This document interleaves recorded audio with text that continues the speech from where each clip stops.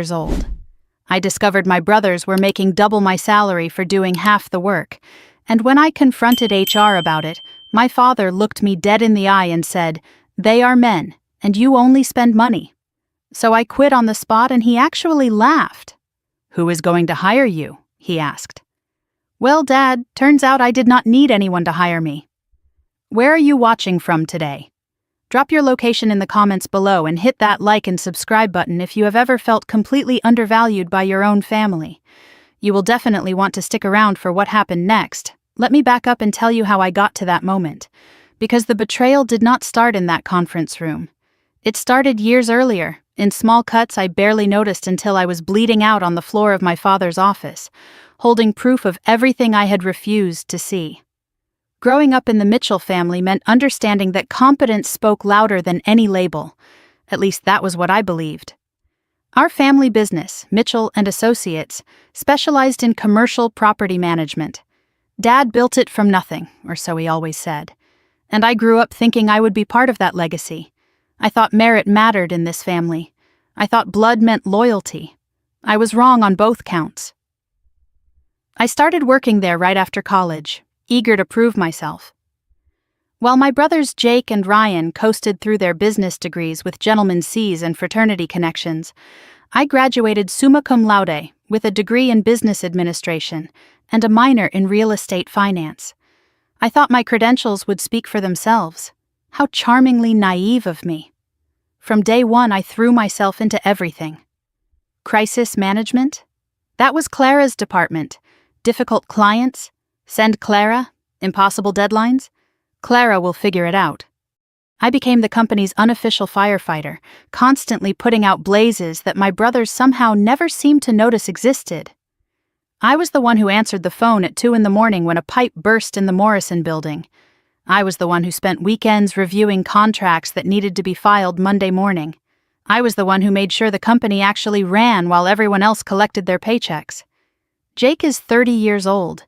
He spent most of his time networking at expensive lunches that produced questionable results. Always had a golf club in his car and a reservation at the steakhouse. Dad called it relationship building. I called it an extended vacation funded by the clients I was managing.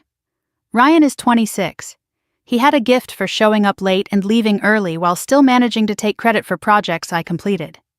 Once, he submitted my entire quarterly report with his name on the cover. Dad praised his initiative. I said nothing. That was my first mistake. There would be many more. But hey, they had that magical Y chromosome working in their favor. And I had 6 years of swallowed words and silent resentments building up inside me like a pressure cooker waiting to explode. One day, about 2 months before everything fell apart, I walked past Ryan's office and heard him on the phone. His door was slightly open and his voice carried into the hallway. "Do not worry," he said, laughing at something the other person said. "She will never find out." Dad made sure of that. I assumed he was talking about a client issue, some deal that had gone sideways, some mistake that needed covering up. It would not have been the first time. I kept walking. I had fires to put out, reports to file, a company to run while my brothers played executive. I was wrong about that phone call, so very wrong. But I would not understand what Ryan really meant until much later. Until I was standing in my father's office with my heart shattered and my eyes finally open. I had been there 6 years when Linda from accounting accidentally left a payroll report on the copy machine. I was not snooping. I was never snooping. I was just making copies of client contracts for the Morrison Industries file, the account that represented 23% of our annual revenue, the account I had saved from disaster 4 times in the past year alone. But there it was, a single sheet of paper sitting on the glass, still warm from the printer. Linda's coffee cup sat beside the machine, steam rising. She had just stepped away. She would be back any moment. I had maybe 30 seconds, maybe less. I should have walked away, should have pretended I never saw it, should have kept being the good daughter who never asked uncomfortable questions. But something made me look. Something made me read those numbers that would change everything. Jake Mitchell, annual salary, $95,000. Ryan Mitchell, annual salary, $88,000. Clara Mitchell, annual salary, $42,000. I read it 3 times, then a 4th. The numbers did not change. They just sat there on the page, black ink on white paper, telling a truth my family had hidden for 6 years. $42,000 for managing 60% of the company's revenue, for handling Morrison Industries, Blackstone Properties, and the entire downtown portfolio combined, for being the one they called at 2 a.m. and the one who stayed until midnight, and the one who made everything work while my brothers collected nearly double my salary for half my effort. The betrayal hit me like a physical blow. I actually had to grab the edge of the copier to keep from falling. Not just because of the money, though, that stung enough to take my breath away. It was the realization that my own family had been systematically undervaluing me for 6 years. Every compliment Dad gave about my work ethic, every acknowledgement of my contributions, every pat on the back and well done Clara had been hollow words, performance, theater, a way to keep me working hard while my brothers collected paychecks that reflected their true worth in his eyes. I thought about my 25th birthday.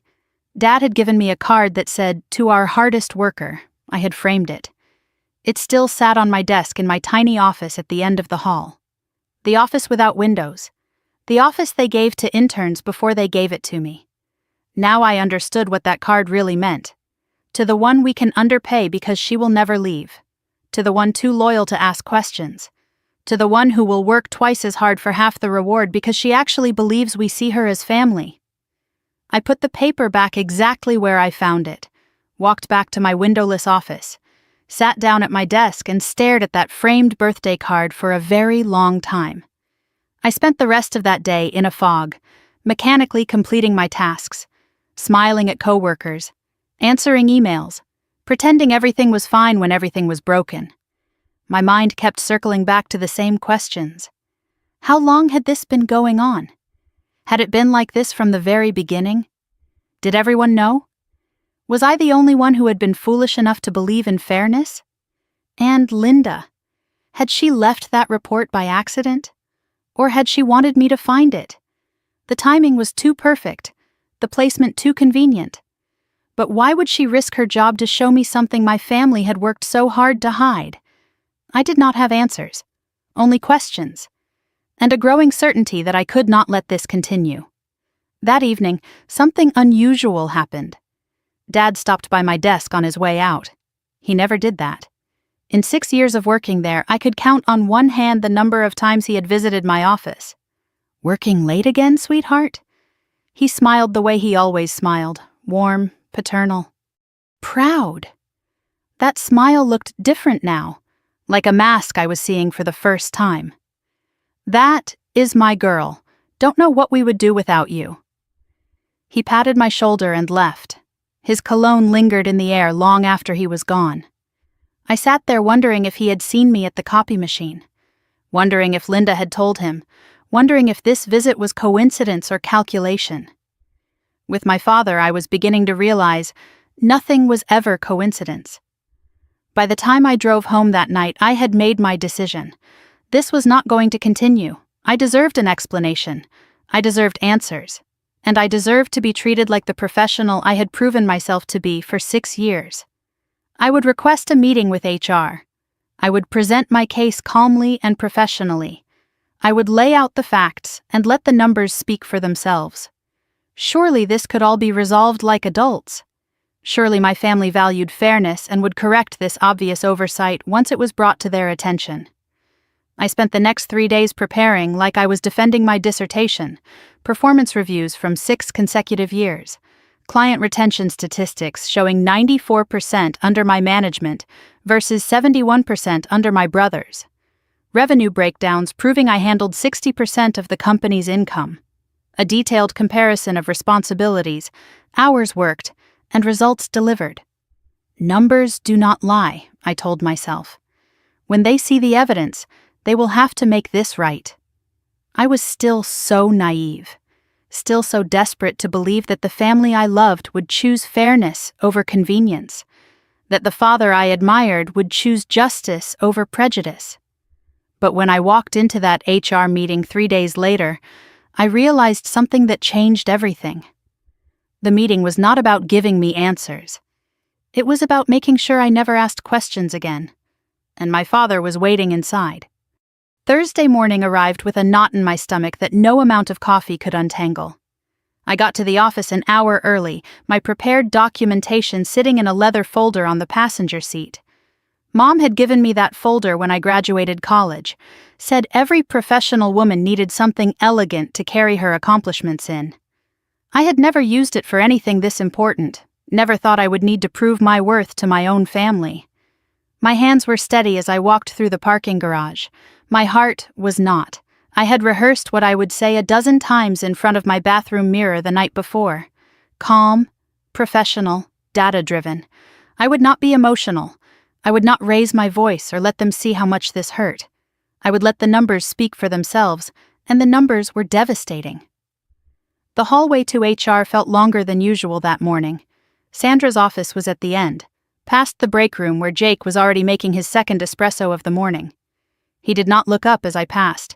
Neither did the receptionist. Neither did anyone. Everyone seemed very interested in their computer screens as I walked by. Too interested. The kind of interested that meant they already knew where I was going, and maybe why. Word traveled fast in this company. Secrets traveled faster. And I was beginning to understand that my salary had never been a secret to anyone except me. Sandra Martinez had worked for the Mitchell family for 15 years. I had always liked her. She was fair, professional, had a reputation for handling sensitive issues with discretion and grace. She had helped me navigate my first performance review, had quietly warned me when office politics were getting complicated. I trusted her as much as I trusted anyone in that building. But today, something was different. She looked uncomfortable from the moment I sat down in the chair across from her desk. Her usual warm smile was strained. Her eyes kept flickering toward the window that looked out onto the executive suite. Toward my father's office. "Clara, I understand you have concerns about your compensation," she began carefully. Her voice had that measured quality people use when they have been coached on what to say. Concerns is putting it mildly. I slid my leather folder across her desk and opened it to the first page. I would like to understand the criteria being used for salary determination. Because based on performance metrics, there seems to be a significant discrepancy. She barely glanced at my materials. Maybe 2 seconds, maybe less. Her eyes touched the papers like they were hot, then pulled away. Like she already knew what was in them. Like someone had already briefed her on exactly what I might bring to this meeting. "Clara, I think this conversation would be better had with your father directly." She was already reaching for her phone before I could respond, not asking if I wanted to escalate, not offering alternatives or explanations or even the pretense of a fair hearing. Just calling Dad. Like this had been the plan all along. Like my carefully prepared presentation was nothing more than a formality before the real meeting began. Let me see if he is available. He was available. Of course he was. Robert Mitchell was always available when there was a narrative to control, a daughter to manage, an inconvenient truth to bury. 5 minutes later, I was being escorted to my father's office. The folder felt heavier in my hands with every step. Dad's office had always been designed to intimidate. That was the point. The massive oak desk that cost more than my annual salary. The leather chair that sat 6 inches higher than the guest chairs, forcing everyone who sat across from him to look up like a child seeking approval. The framed photos covering the walls, him shaking hands with mayors, senators, real estate moguls. A visual resume of power and connections. And one photo of the family, taken 15 years ago. Before Mom got sick. Before everything changed. Before I understood that the man smiling in that photograph was not the man sitting behind this desk. I noticed something I had never seen before. Mom's photo, the one that used to sit on the corner of his desk where he could see it every day, was gone. In its place was a new frame. Dad with Jake and Ryan at some golf tournament. All 3 of them holding trophies and grinning like they had conquered the world. I was not in it. I wondered when the switch happened. I wondered if I had ever really been in any of the frames that mattered. Sandra sat beside me, notepad ready, pen poised, writing nothing. She was here as a witness, I realized, not as an advocate, not as a neutral party, as proof that proper procedure had been followed when they dismissed my concerns. Dad flipped through my carefully prepared charts with the expression he used to review grocery lists. Mildly interested, slightly impatient, already certain of the outcome. Clara, honey. He leaned back in his chair and the leather creaked like a sigh. I appreciate your initiative here, but I am not sure you understand how business compensation works. The honey did it. That single word, spoken in that patronizing tone he used when he thought I was being emotional. Like I was a child asking why the sky is blue. Like 6 years of dedicated work and a folder full of irrefutable evidence deserved nothing more than condescension and a pet name. Enlighten me, I said. My voice was steady. I was proud of that.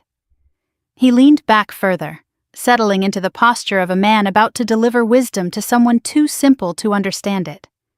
Your brothers have different responsibilities, different pressures. Jake handles our major institutional clients. Ryan manages our development projects. Those roles carry more liability, more complexity. Dad, I handle Morrison Industries, Blackstone Properties, and the entire downtown portfolio. Combined, they represent 60% of our revenue. His jaw tightened. Just slightly, just enough for me to notice. I was disrupting his narrative, forcing him off the script he had prepared.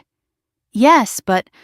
And last month, I continued, when Blackstone threatened to pull their contract over the heating system failures, who spent 3 straight days coordinating with contractors and city inspectors to resolve it? Who kept them from walking away and taking 11% of our annual revenue with them? His eyes flickered to Sandra. Just for a moment. A glance that said everything. I told you she would do this. I told you she would not just accept it. Sandra's pen stopped moving entirely. She stared at her notepad like the secrets of the universe were written there. I understood then. This was not a meeting.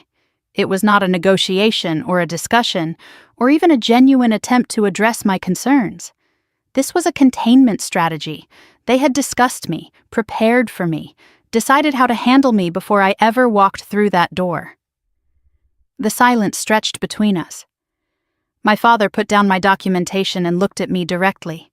And then he said the words that would echo in my mind for years to come. The words that shattered every illusion I had ever held about my family, about my place in it, about my worth.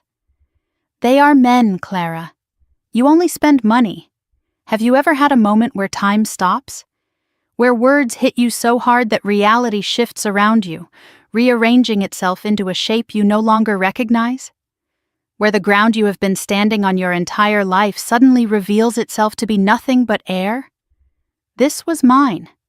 6 years of dedication, of excellence, of loyalty so complete I had sacrificed relationships, weekends, holidays, any semblance of a personal life, reduced to my gender and some twisted perception of my worth. Excuse me? I managed to say the words, but they came from somewhere far away, from the part of me that was still standing while the rest of me collapsed. Men have families to support, Dad continued, like he was explaining something obvious to a slow student. They need career growth, financial stability. You will probably get married, have kids, want to stay home eventually. It does not make sense to invest the same resources in someone who is temporary. Temporary? The word hit me like a slap. I thought about all the holidays I had worked so my brothers could be with their girlfriends, the vacations I had skipped because someone needed to stay behind and keep things running, the apartment I still rented because I had been saving to buy something near the office, to make my commute shorter, to give even more of myself to a company that saw me as temporary. 6 years. And I was temporary. I looked at my father, really looked at him. Not as my dad, not as my mentor, not as the man who had taught me to ride a bike and helped me with calculus homework and walked me to my first day of kindergarten, but as exactly what he was, a man who had built his success by making others smaller, who had used me for 6 years and paid me less than half what he paid the sons who could barely show up on time, who looked at his own daughter and saw nothing but an expense to be minimized until she could be eliminated entirely. I had been small for him long enough. I stood up slowly. My legs were somehow steady despite feeling like my entire world was crumbling. But my voice, when it came out, surprised even me. It was calm, clear, certain. I see. Now, Clara, do not get emotional about this. He waved his hand dismissively. Business is business. Emotional. I almost laughed, of course. Because recognizing blatant discrimination is just me being emotional. Because expecting equal pay for superior work is just me being difficult. Because finally seeing the truth after 6 years of willful blindness is just me being hysterical. You are right, Dad. Business is business. I reached into my purse and pulled out my company credit card, my office keys, my parking pass, the accumulated artifacts of 6 years of servitude to a family that had never seen me as anything more than cheap labor. I placed each item on his desk with deliberate care. Like I was laying down cards in a game I had finally decided to stop playing. Like I was setting down a weight I had carried so long I had forgotten it was crushing me. Consider this my 2 weeks' notice. The color drained from his face. This was not in his script. This was not how the containment strategy was supposed to end. The daughter was supposed to be upset but manageable. Disappointed but compliant. She was supposed to accept the explanation and go back to her windowless office and keep making them money for half the cost. Clara, let us not be hasty. 2 weeks. Professional courtesy. Since family clearly means something different to each of us. I turned to leave. My hand was on the doorknob when his voice stopped me. And there it was. The question that revealed exactly who he had always been. The question that proved I had never known him at all. Who is going to hire you, Clara? Really? I turned back, looked at him one last time. The man I had loved. The man I had trusted. The man I had given 6 years of my life trying to impress. You know what, Dad? That is the wrong question. His eyebrows raised, expectant, smug, absolutely certain I would crumble, that I would realize my mistake and come crawling back, that I would remember my place. The right question is who is going to save this company when I am gone? I walked out without waiting for his response, did not go back to my desk, did not collect my things, did not say goodbye to anyone. I walked straight to the elevator, down to the parking garage, and sat in my car for 45 minutes without turning on the engine. My phone started buzzing almost immediately. Jake, then Ryan, then Dad again. I watched the notifications pile up like evidence of a crime scene. I did not answer. I was not ready for their words yet, their explanations, their attempts to manage me back into my proper place. I had no job, no plan, no backup. Savings that might last 4 months if I was careful.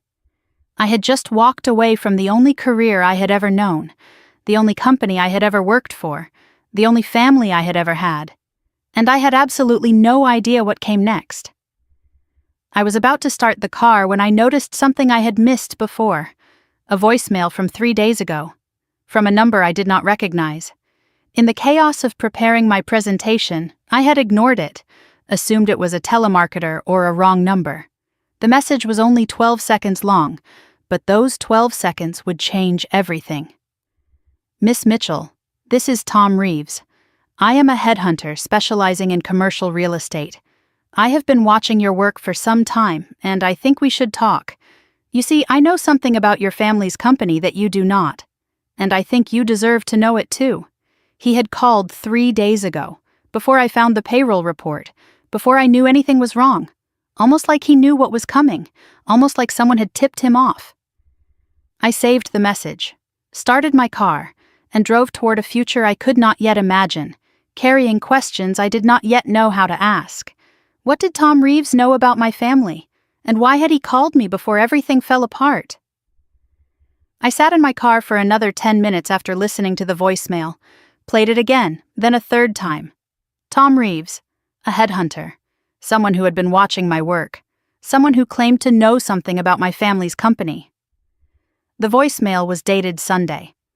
3 days before I found the payroll report on the copy machine. 3 days before I knew anything was wrong, which meant Tom Reeves had called me before I discovered the truth. Almost like he knew what was coming, almost like someone had tipped him off about what I was about to find. I could ignore it.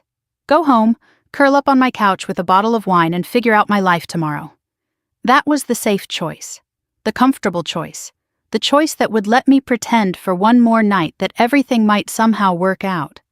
But I had spent 6 years being comfortable, being safe, being the good daughter who never asked questions and never made waves and never demanded to be treated like she mattered. Look where that had gotten me. I dialed the number before I could talk myself out of it. He picked up on the second ring. His voice was calm, professional, but with an undercurrent of something else. Relief, maybe. Like he had been waiting for my call, like he had started to worry I would never make it. Miss Mitchell, I am glad you reached out. I was beginning to think you had not gotten my message. I have been busy. I heard. He paused, and I could almost hear him choosing his next words carefully. Word travels fast in this industry, especially when a Mitchell walks out of Mitchell and Associates. I gripped my steering wheel tighter.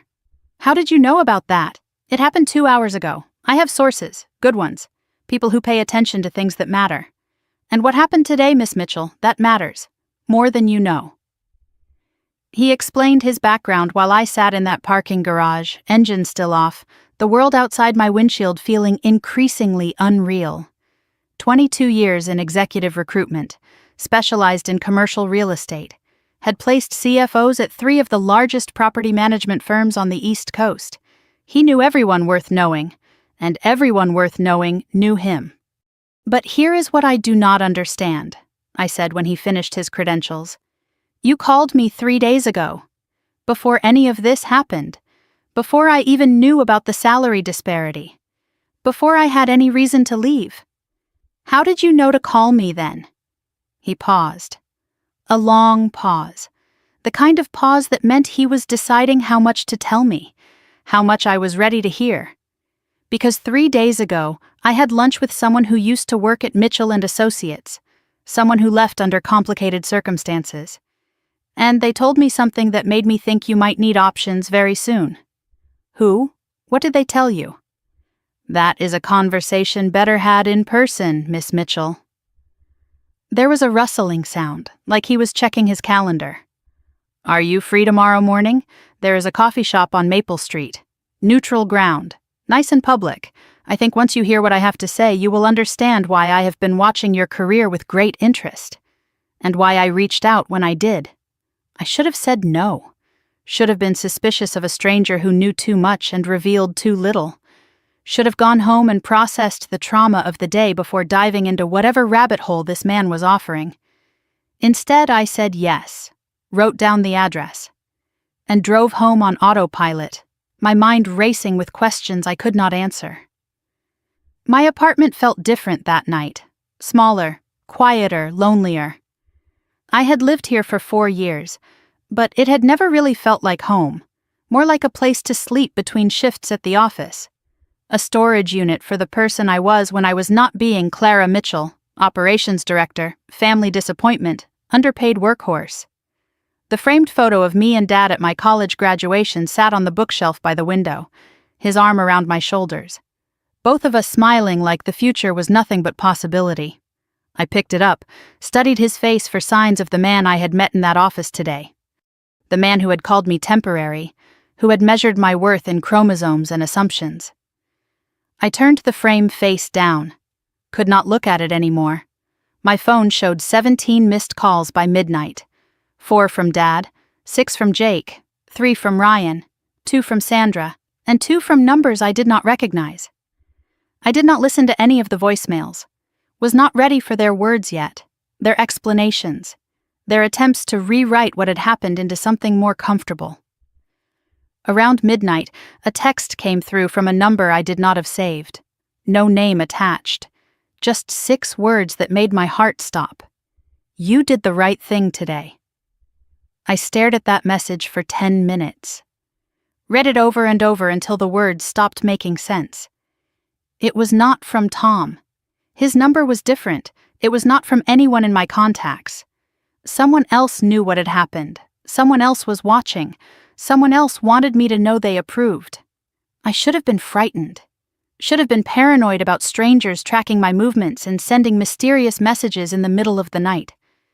But something about those 6 words felt less like surveillance and more like support, like someone out there understood, like I was not as alone as I felt. I did not sleep that night. Instead, I did what I always did when my mind would not stop spinning.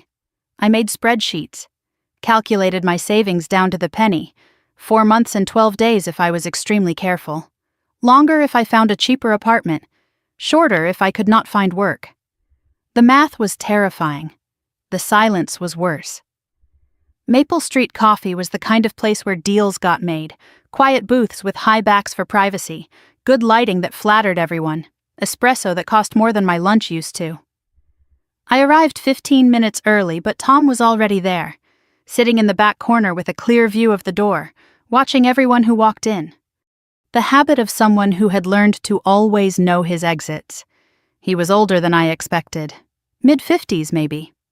Silver hair swept back from a face that had aged well, wire-rimmed glasses that made him look like a professor or a doctor, someone you would trust with important information. He stood when I approached and shook my hand with the grip of someone who had closed 1,000 deals. "Thank you for coming, Miss Mitchell." "Clara." "And thank you for being cryptic enough to guarantee I would show up." He smiled at that, gestured to the seat across from him. I have learned that the truth lands better in person, especially truth as heavy as what I have to tell you. A waitress came and went. Coffee ordered, served, ignored. Tom reached into his briefcase and slid a folder across the table. Inside were printouts, financial statements, client lists, performance reports, all from Mitchell & Associates, all dated from the past 3 years. "Where did you get these?" "From the person I mentioned. The one who left under complicated circumstances." He pointed to a line item on the second page. "Do you recognize this account?" I did. The Henderson account. A mid-sized office complex that had mysteriously left Mitchell & Associates 2 years ago. I had managed them briefly before they terminated their contract. Dad blamed market conditions. Jake blamed the economy. Ryan blamed everyone except himself. "What about Henderson?" Tom leaned forward slightly. "The Henderson account left because your brother Ryan forged your signature on a contract amendment that cost them $40,000 in unexpected fees. When they complained to your father, he covered it up, offered them a settlement to keep quiet and sign a non-disclosure agreement. They took the money and walked." My hands went cold. "That is not possible. I never signed any amendment for Henderson. I would remember. You did not sign it, Clara. Ryan signed it. With your name. Using your signature from other documents as a template. And when Henderson threatened legal action, your father made it go away." He pointed to another page. Henderson was not the only one. "I have records of at least 6 accounts your brothers mismanaged over the past 3 years.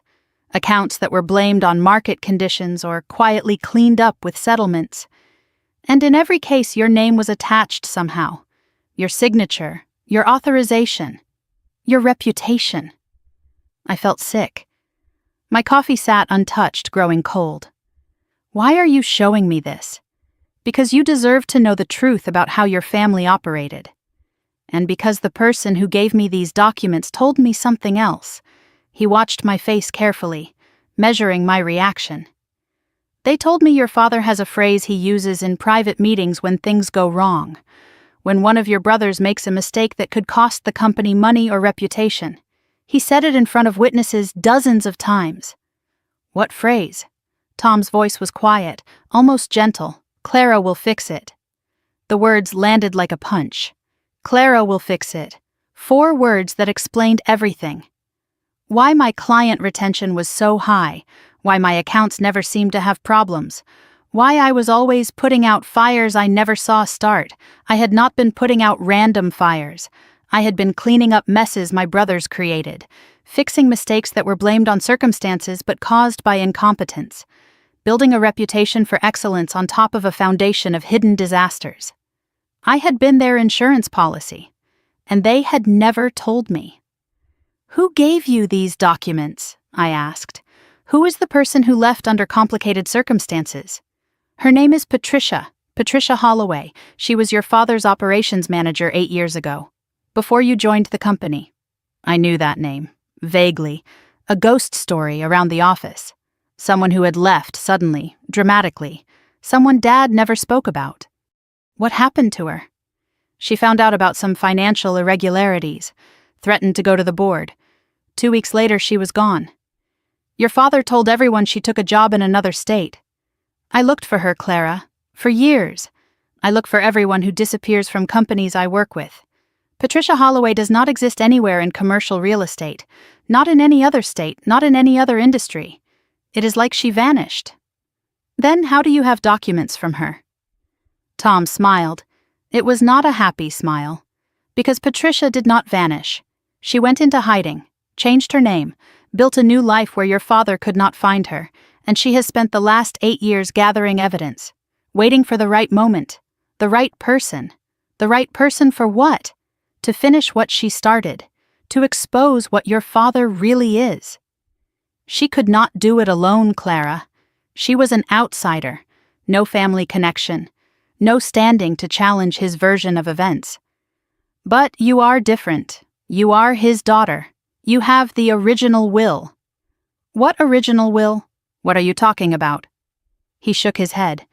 That is for Patricia to explain, when you are ready, if you are ready. He pulled a business card from his pocket. Not his, someone else's name. Sarah Chen, executive mentor. A San Francisco phone number. This woman helped me start my own firm 15 years ago. She is retired now, but she mentors people in situations like yours. People who are ready to bet on themselves instead of waiting for permission. I already called her. She is expecting to hear from you. I took the card, ran my thumb over the embossed letters. Why would she help me? She does not know me because I told her your story, and because 30 years ago someone did the same thing for her. He stood, leaving money on the table for the coffee neither of us had touched. Think about what I told you, Clara. Think about what you want to do next, and when you are ready to talk to Patricia, call me. She has been waiting 8 years for someone like you. I think she has been waiting long enough. I sat in my car outside the coffee shop for a long time after Tom left. The folder he had given me sat in the passenger seat. Evidence of 6 years of lies. 6 years of being used as a shield. A cleanup crew. An insurance policy no one ever told me I was paying premiums on. I looked at the mysterious text from the night before. You did the right thing today. Whoever sent it knew something. Knew more than they were saying. Just like Tom. Just like Patricia, apparently. I was surrounded by people who had been watching me, waiting for me to see what they already knew. And now that I finally had my eyes open, I had no idea who to trust. I was about to start the car when my phone rang. Not a number I recognized. Not Tom, not the mysterious texter. I almost let it go to voicemail. But something made me pick up. Clara? A woman's voice. Shaky, scared, barely above a whisper. It is Linda. From accounting. Please do not hang up. Linda. The woman who had left the payroll report on the copy machine. The woman who had started all of this. I need to tell you something, she continued, her words tumbling out fast and frantic. I did not leave that report by accident. And there is more, so much more. But they are watching me, and I only have a few minutes. Can you meet me tonight? I gripped the phone tighter. Where? The parking lot behind St. Michael's Church on Orchard Street, 9 o'clock, come alone. Park facing the exit. And Clara, do not tell anyone, not even the headhunter. Trust no one from the company. Her voice dropped even lower. No one. Linda had been specific about the instructions. 9 o'clock. The parking lot behind St. Michael's Church on Orchard Street. Come alone, park facing the exit. Keep your engine running. It sounded like something from a spy movie. Clandestine meetings in church parking lots. Paranoid instructions about escape routes. But Linda's voice had been shaking so badly on the phone that I knew this was not melodrama. This was genuine fear, the kind of fear that comes from knowing too much about the wrong people. Before she hung up, she had said one more thing, one more instruction that made my blood run cold. If I am not there by 9:15, leave. Do not wait. Do not call. Just go home and forget I ever contacted you. And Clara, check your rearview mirror on the way there. Make sure no one follows you. I took a route I had never taken before. Side streets through residential neighborhoods I barely knew. Twice I pulled into random driveways and killed my headlights, sitting in darkness for 2 or 3 minutes, watching for any car that might be trailing me. The night was quiet. Empty. Just me and my paranoia, and the growing certainty that everything I thought I knew about my life was built on lies. Nothing followed me. No headlights appeared in my rearview mirror. No suspicious vehicles lurked at intersections. But the absence of something visible did not mean the absence of something watching. I was beginning to understand that my family had eyes everywhere, and ears, and loyalties I had never suspected. St. Michael's was an old Catholic church that had seen better decades. The stained glass windows were dark at this hour, the stone facade weathered by 50 years of New England winters. The parking lot behind the building was poorly lit, bordered by overgrown hedges on 3 sides. I understood immediately why Linda had chosen this place. No security cameras, no streetlights strong enough to illuminate faces, no reason for anyone from Mitchell and Associates to ever think of looking here. I arrived at 8:52, parked facing the exit as instructed, left the engine running, watched the entrance in my rearview mirror while my heart hammered against my ribs. 8:55. Nothing. 9 o'clock. A car pulled into the lot, my hands tightened on the steering wheel. But it was not Linda's silver Honda. It was a black SUV with tinted windows so dark I could not see the driver. It paused at the entrance for a long moment, engine idling, headlights cutting through the darkness like searchlights. Then it began to move. Slowly. Circling the lot in a wide arc. Passing my car close enough that I could have reached out and touched its side mirror. I held my breath. Did not move. Did not look directly at it. Just sat there with my foot hovering over the gas pedal, ready to run. The SUV completed its circle, paused again near the exit. Then it pulled back onto the street and disappeared into the night. Wrong turn. Lost driver looking for an address. That was the reasonable explanation. But my hands were still shaking 5 minutes later, and I could not stop thinking about the black SUV I had seen outside the storage facility later that week. The same dark windows, the same predatory patience. 9:08. Another car pulled in. Headlights off this time. A silver Honda. Linda. She parked 3 spaces away from me but did not get out immediately. Through my rearview mirror, I watched her silhouette turn left, then right, scanning every shadow in the lot, looking for threats I could not see. Finally, her door opened. She crossed the distance between our cars in quick, nervous steps, almost running. She was carrying a large manila envelope clutched against her chest like a shield, like it contained something precious, something dangerous. The passenger door of my car opened and Linda slid inside. The interior light flashed briefly before she pulled the door shut, plunging us back into darkness. Her hands were trembling. I could see them shaking even in the dim light from the dashboard. "Thank you for coming." Her voice was barely above a whisper. "I was not sure you would. You said you had something to tell me. I have something to show you." She pressed the envelope against her lap, still not opening it. "And once you see it, you will understand why I could not say this over the phone, why I could not say it anywhere they might hear." Linda had worked for Mitchell and Associates for 11 years, longer than me. She had started as a junior bookkeeper fresh out of community college, worked her way up to senior accountant through competence and quiet dedication. She had seen everything that went through the financial side of that company, every payment, every invoice, every discrepancy that should have raised questions, but never did. For the past 3 years, she told me, she had been keeping copies of things she was never supposed to keep. Documents that should have been shredded, emails that should have been deleted, evidence of decisions that were never meant to see daylight. Why? I asked. Why risk your job, your career, everything to collect documents you might never use? Linda was quiet for a moment. When she spoke again, her voice had changed, softer, heavier with something that sounded like grief. Your mother. Before she passed, she came to see me. Did you know that? I felt the air leave my lungs. Mom had died 11 years ago. Heart attack, sudden and devastating. I had been in my senior year of college, too far away to say goodbye. I had never fully recovered from that loss, and I had certainly never known she had visited the company accountant before she died. She asked me to watch over the books, Linda continued, to make sure your father kept his promises. She was worried, Clara. More worried than I had ever seen her. And she made me swear. She took my hands and looked me in the eyes and made me swear to protect you if things ever went wrong. Protect me from what? From this. Linda finally opened the manila envelope. From everything he has done. Inside were dozens of pages. Financial statements covered in highlighted discrepancies, internal memos discussing how to handle problematic accounts, email printouts showing conversations that should never have happened, and something else. A document I had never seen before. My mother's will. Not the will that had been read after the funeral. I remembered that ceremony. The lawyer's office. Dad sitting stoic and strong.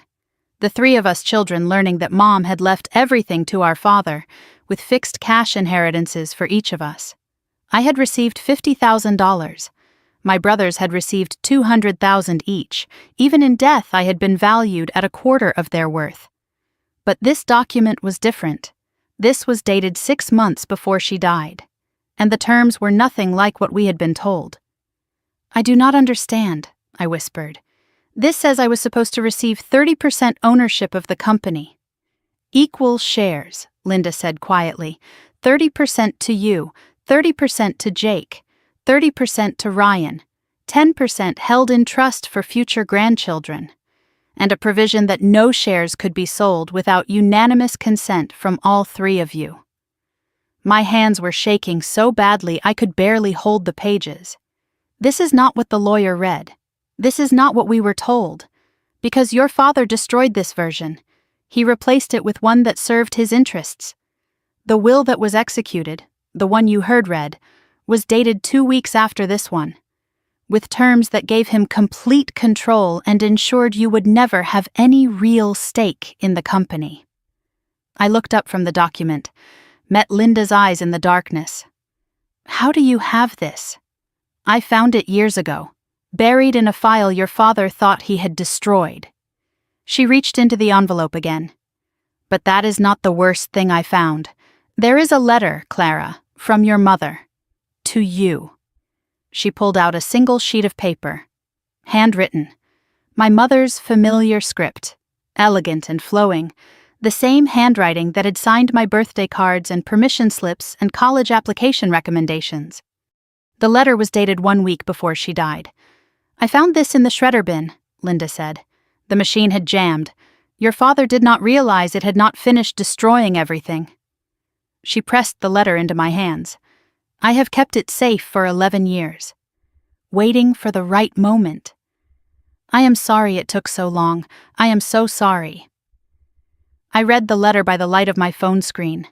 My mother's words, written to me, never delivered.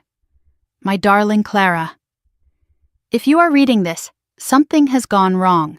Your father has made promises he may not keep. I need you to know the truth about this company, about your brothers, and about what you truly deserve. I have tried to ensure your future is protected. I have revised my will to give you equal ownership of Mitchell and Associates. Your father agreed to these terms. He promised me, Clara. He promised that you would be treated fairly, that your contributions would be valued, that your brothers would not be given advantages simply because of their gender. But I have learned not to trust promises anymore, not even from the man I married. Your brothers are not bad men, but they are weak men. Your father has made them that way. He has given them everything without requiring anything in return. And I fear that when I am gone, they will take what they have not earned because they have never learned another way. If you are reading this letter, it means your father did not keep his word. It means the will I created was not the will that was executed. And it means you need to protect yourself. I have asked your father to give you this letter if anything happens to me. If you are reading it, he kept his promise. If you never receive it, then my fears were justified. In that case, my darling, you must be strong. Do not trust promises. Trust only what is written, signed, and witnessed. And know that I always believed you were the strongest of my children, the one who would survive, the one who would thrive. I love you. Always, Mom. I sat in the darkness of that parking lot with my mother's letter in my hands and tears streaming down my face. 11 years since the funeral. 11 years of believing I had been treated fairly. 11 years of thinking she had simply trusted Dad to do the right thing. It had all been a lie. Everything. Every moment of my life since she died had been shaped by my father's betrayal. He had destroyed her will, stolen my inheritance, hidden the letter that would have warned me about everything, and he had smiled at me every day while doing it. Why now? I finally asked, my voice breaking. Why tell me all this now? Because I am leaving. Linda glanced out the window, checking the parking lot again. I put in my resignation yesterday. Told them I am moving to take care of my sick sister in Oregon. But the truth is I cannot stay there anymore. Not after what I have seen. Not after what they have done. What do you mean?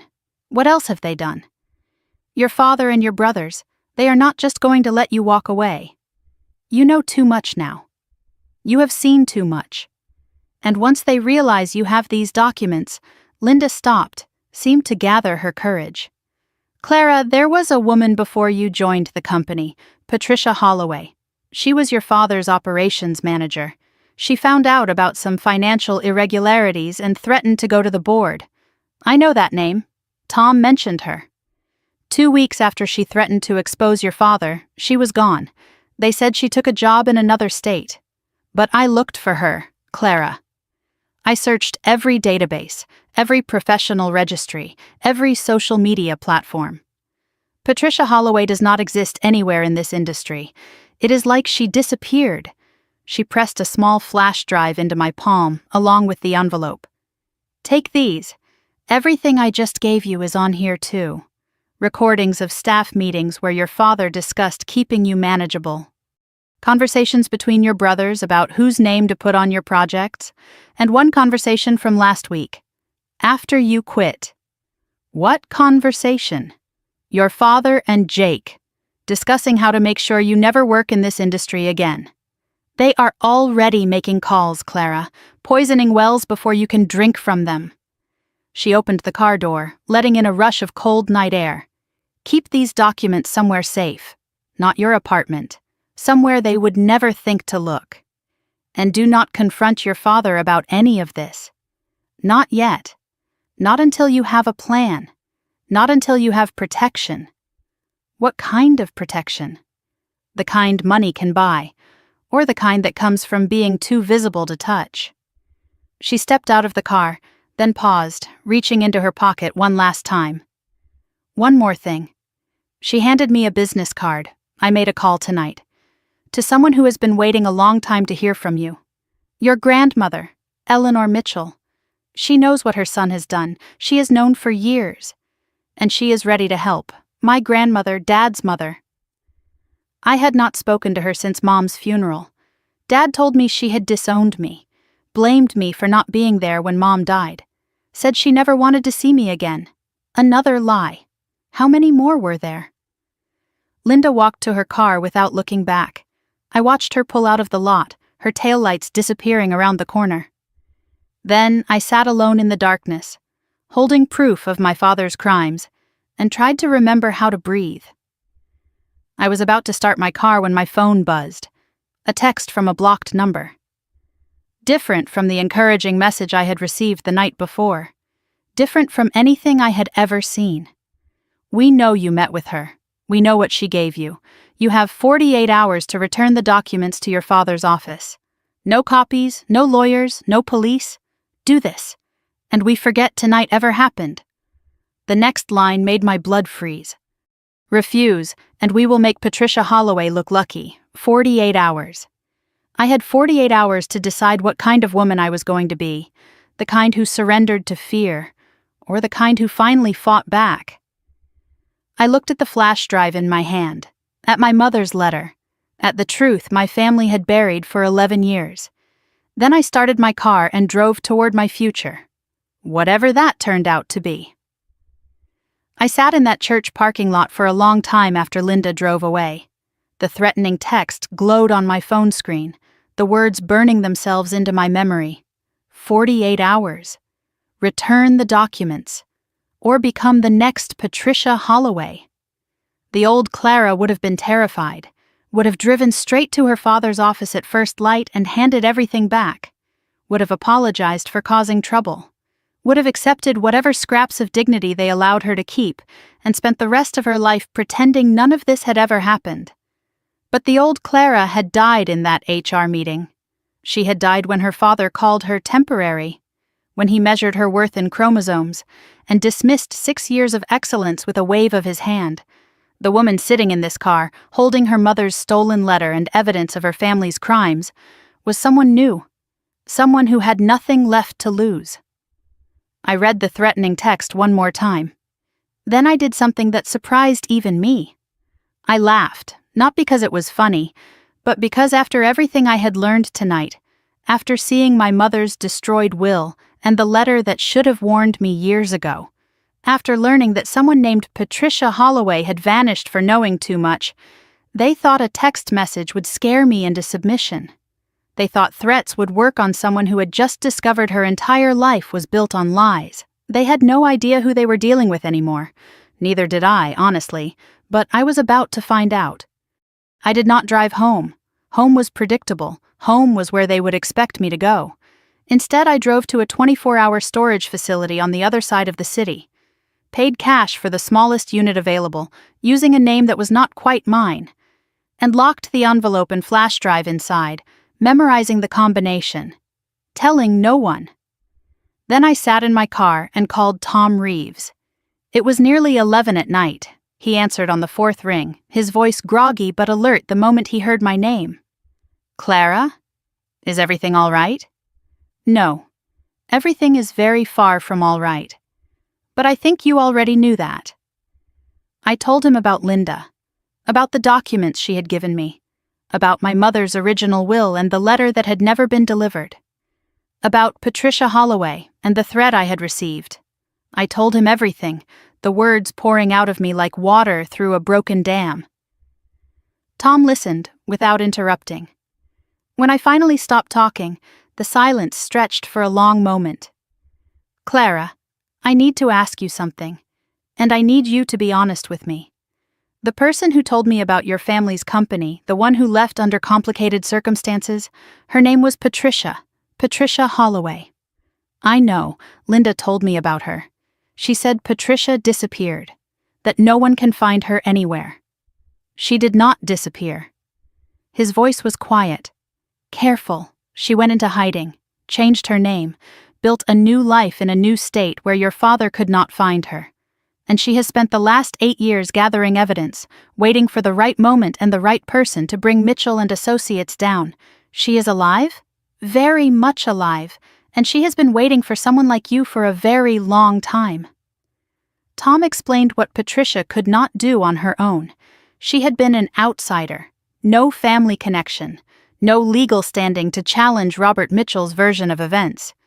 Any accusations she made could be dismissed as the ravings of a disgruntled former employee. But I was different. I was his daughter. I had the original will, witnessed and notarized. I had standing that Patricia never had. She could not do it alone, Tom said. But together, with everything she has gathered and everything you now have, you could do something she never could. What are you suggesting? I am suggesting you do not just walk away from your family's company. I am suggesting you take what is rightfully yours, or build something even better. We talked for almost an hour. Tom laid out the options with the precision of someone who had been thinking about this for years. I could comply with the threat, return the documents, spend the rest of my life looking over my shoulder, waiting for the next demand, the next betrayal, the next moment when my father decided I was more trouble than I was worth. Or I could fight. Fighting meant lawyers. It meant going public with the original will. It meant challenging the estate settlement and my father's control of the company. It meant war against people who had already proven they would do anything to protect their secrets. I do not have money for lawyers, I said. I have 4 months of savings. That is it. You will not need money, not yet. You have something better. What? Leverage. Those recordings Linda gave you. The evidence of fraud, of forged signatures, of cover-ups. Your father built his reputation on being an honest businessman, a family man, a pillar of the community. How much do you think that reputation is worth to him? How far do you think he would go to protect it? I understood what Tom was suggesting. This was not about going to court, not yet. This was about making my father understand that the cost of silencing me was higher than the cost of letting me go, higher than the cost of giving me what I deserved. There is something else, Tom continued. Before you do anything, you need to meet Sarah Chen. Tomorrow. I have already called her. She is flying in from San Francisco. Flying in? For me? For you. And for Patricia. And for every woman your father has ever underestimated. Tom explained that Sarah was more than just a business mentor. She was part of a network, women in business who had faced situations like mine, women who had been pushed out, silenced, erased from companies they had helped build. They had found each other over the years, built something together. They helped each other, invested in each other, protected each other. It is not a formal organization, Tom said. No name, no membership list. Just women who remember what it felt like to be told they did not belong, and who made it their mission to ensure other women had the chances they almost did not get. Patricia was one of the first. Sarah was the founder. And if you are willing, Clara, you could be next. Tom insisted I not go home that night. Too predictable, too exposed. He booked me a room at a motel 40 minutes outside the city under a name that was not mine. Paid for it himself. Consider it an investment, he said. In your future, and in watching your father's face when he realizes he underestimated the wrong person. The motel room was clean but sparse. A bed with a floral comforter that had seen better decades. A television I did not turn on. A window that looked out on a parking lot and a highway beyond. I sat on the edge of the bed and let myself feel everything I had been holding back since that moment in my father's office. I still had my mother's letter, a copy I had made at the storage unit before locking the original away. I read it again by the light of the bedside lamp. Then again. Her handwriting blurred through my tears, but I kept reading, kept tracing the curves of her letters with my fingertip, kept hearing her voice in my head, the way she used to say my name when I was a child and everything felt safe. She had believed in me, had tried to protect me, had loved me enough to plan for a future she would never see. And my father had taken all of it, had destroyed her wishes and hidden her words, and let me spend 11 years believing I was worth less than my brothers because that was simply how things were. I cried for the first time since this all began. Not for the job I had lost, not for the family that had betrayed me, but for my mother. For all the years we could have had. For all the conversations we would never have. For the protection she had tried to give me that had been stolen before I ever knew it existed. But grief, I was learning, could be fuel. Pain could be purpose. And love, even love from someone gone, could be armor. I wiped my eyes, pulled out my phone, and sent one text to the blocked number that had threatened me. No, one word. But it changed everything. Sarah Chen was not what I expected. I had imagined a corporate warrior, power suits and sharp edges and the kind of presence that made grown men step aside. Instead, the woman who met me at a quiet restaurant the next morning looked like someone's favorite aunt. Soft gray hair, Warm smile. A cardigan that probably cost more than my car but looked like something you would wear to a book club meeting. But her eyes told a different story. They were sharp, watchful. The eyes of someone who had survived things she did not talk about in polite company. Clara Mitchell. She extended her hand. I have heard a lot about you. All of it impressive. Over breakfast, Sarah told me her story. 30 years ago, she had been exactly where I was now. Different industry, different family, same betrayal. She had built her own company from nothing after being pushed out of her family's business. Had grown it into something worth $50 million before selling and stepping back from active management. I did not retire to play golf, Sarah said. I retired to help women like you. Because someone helped me once.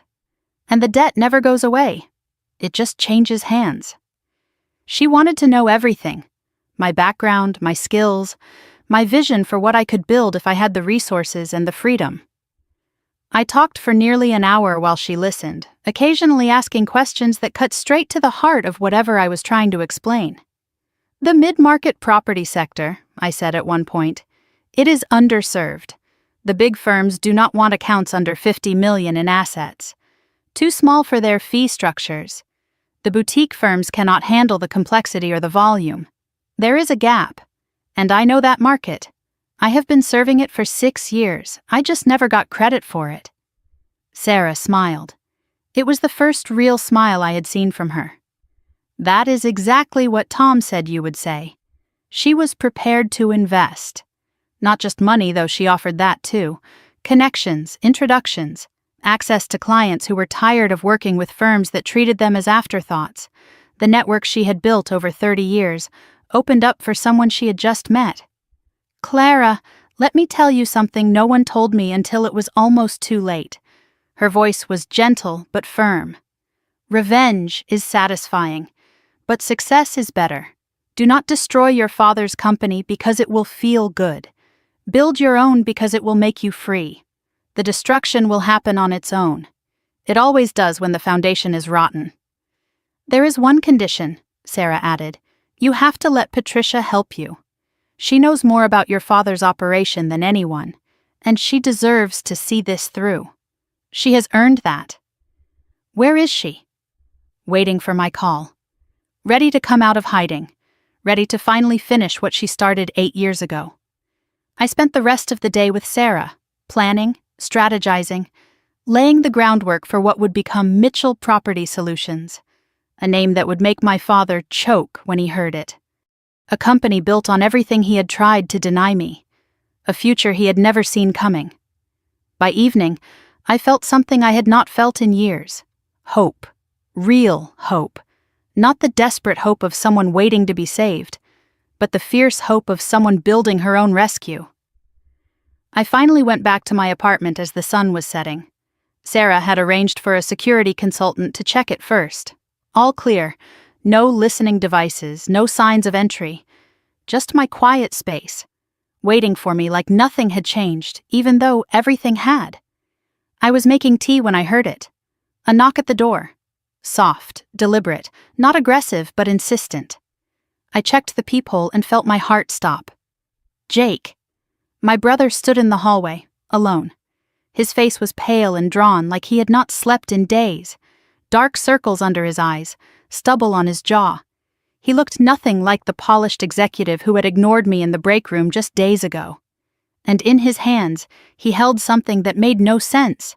A bouquet of white lilies, Mom's favorite flowers, the ones we had put on her grave every year until Dad decided it was too morbid and stopped the tradition. Clara. His voice cracked on my name. Please, I need to talk to you. It is about Dad. It is about what he is planning.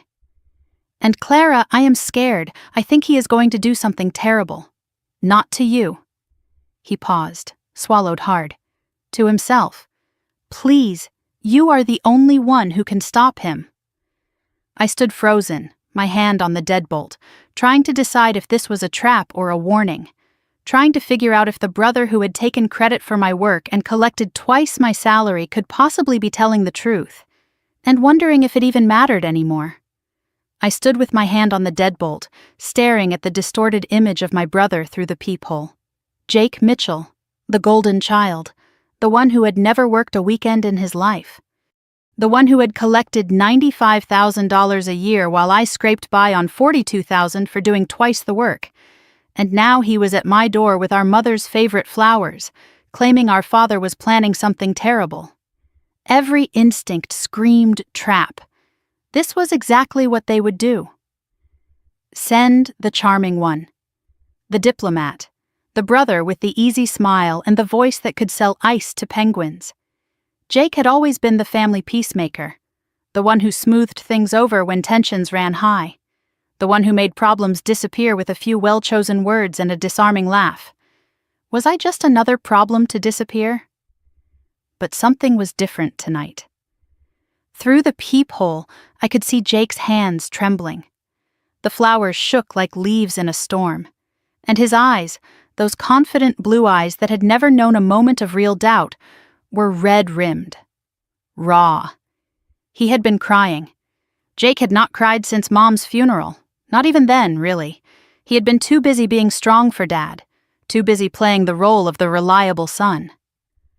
I thought about Mom's letter. The words she had written about my brothers. They are not bad men, but they are weak men. Your father has made them that way. Maybe weak men could still surprise you. Maybe weakness, pushed far enough, could become something else entirely.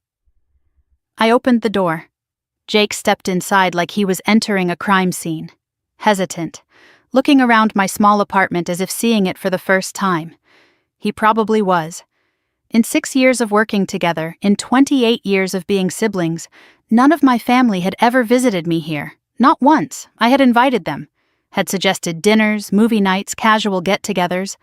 The invitations had always been declined with excuses that seemed reasonable at the time, but now felt like calculated distance. You can sit down, I said, not offering tea or coffee or anything resembling hospitality. Talk. He placed the lilies on my kitchen counter. His hands were still shaking. I noticed he was wearing the same suit he had worn to work the day I quit, wrinkled now, like he had slept in it, or not slept at all. I do not know where to start. Try the beginning, or the part where you explain why you are here instead of sending another threatening text. His head snapped up. Threatening text? Clara, I did not send any text. Was it from a blocked number? I nodded, watching his reaction carefully. Looking for the lie, for the flicker of guilt that would tell me everything I needed to know. That was Ryan. Something like pain crossed Jake's features. He has been handling the situation. Dad gave him the job because he said I did not have the stomach for it. He laughed, but there was no humor in it. He was right. I do not. Jake sat on the edge of my couch like he might need to run at any moment. The confident executive I had watched coast through life for years was gone, deflated. In his place was someone I barely recognized, someone who looked as lost as I felt. Clara, I need to tell you something, and you are going to hate me even more than you already do. But I cannot keep carrying this anymore. It is killing me.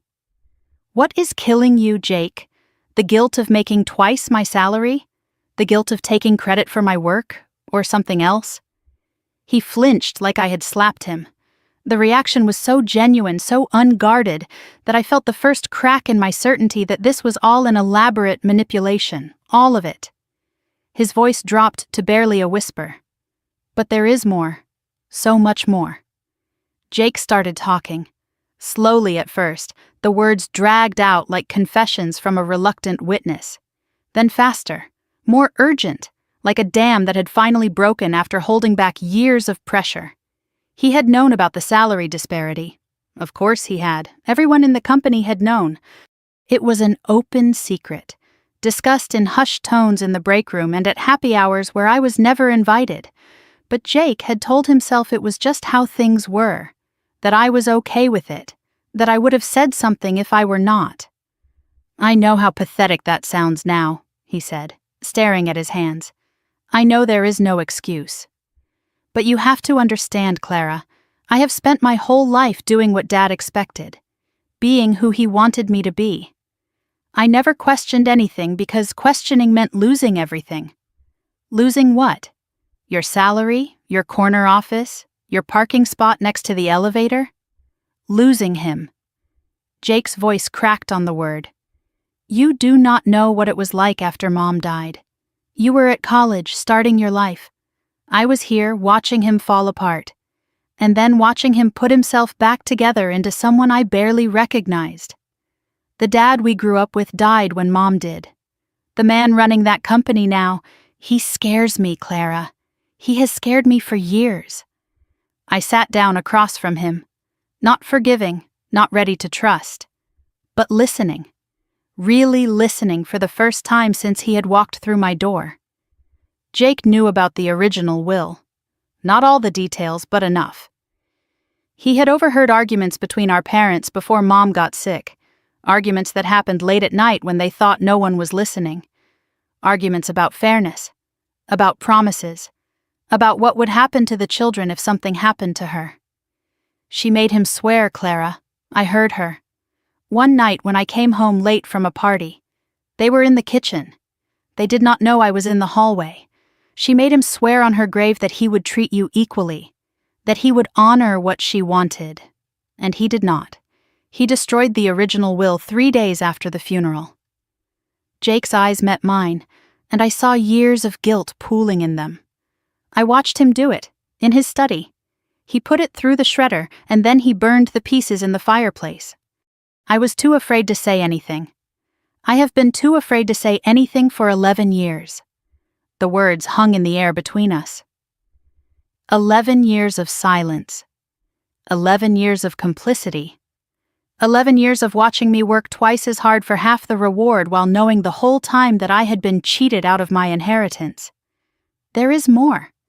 Jake's voice had dropped so low I had to lean forward to hear him. The salary difference, the forged signatures on your accounts, taking credit for your work. None of that was random. It was not just negligence or casual sexism.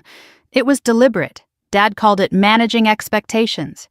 He said if you were paid less, you would work harder to prove yourself. If you never got credit, you would never have leverage to ask for more. He engineered your invisibility, Clara. He designed a system to keep you small and productive and completely dependent on his approval. I felt sick. Actually, physically sick, like the ground had tilted beneath me and I was sliding toward an edge I could not see. And I helped. Every time I put my name on your report. Every time I stayed quiet in a meeting when you deserved recognition. Every time I cashed a paycheck that should have been smaller, so yours could have been larger. I helped him do this to you. The room was silent except for the hum of my refrigerator and the distant sound of traffic. I did not know what to say, did not know how to process the fact that my own brother, the person who had grown up in the same house, shared the same memories, loved the same mother, had participated in my systematic erasure for over a decade. Why are you telling me this now, Jake? Why tonight? Because of what happened today. At the office, Jake explained. After I sent my one-word refusal to Ryan's threat, our father had called an emergency meeting, just the 3 of them, Dad, Jake, and Ryan.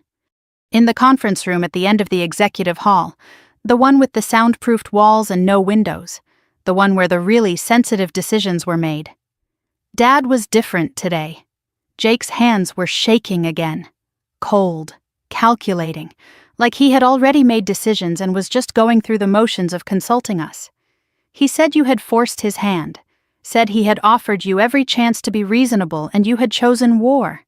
He paused, swallowed hard, and then he said something that made me realize I could not stay silent anymore. He said if Clara will not come back to the family willingly, we will have to give her a reason to need us again. The words sent ice through my veins. A reason to need them. What did that mean? What was my father planning that would force me back under his control? Dad has contacts on the professional licensing board. Jake was speaking faster now, like he was afraid he would lose his nerve if he slowed down. Friends who owe him favors from years of political donations and quiet arrangements. He is going to challenge your credentials, claim you falsified parts of your resume, create enough doubt that no legitimate firm will touch you. That is insane. My credentials are impeccable. He knows that. He does not care about the truth. He cares about the narrative. He has done it before, Clara.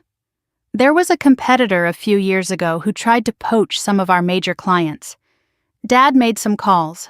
3 months later, the guy lost his license. Last I heard, he was selling insurance in some strip mall outside Cleveland.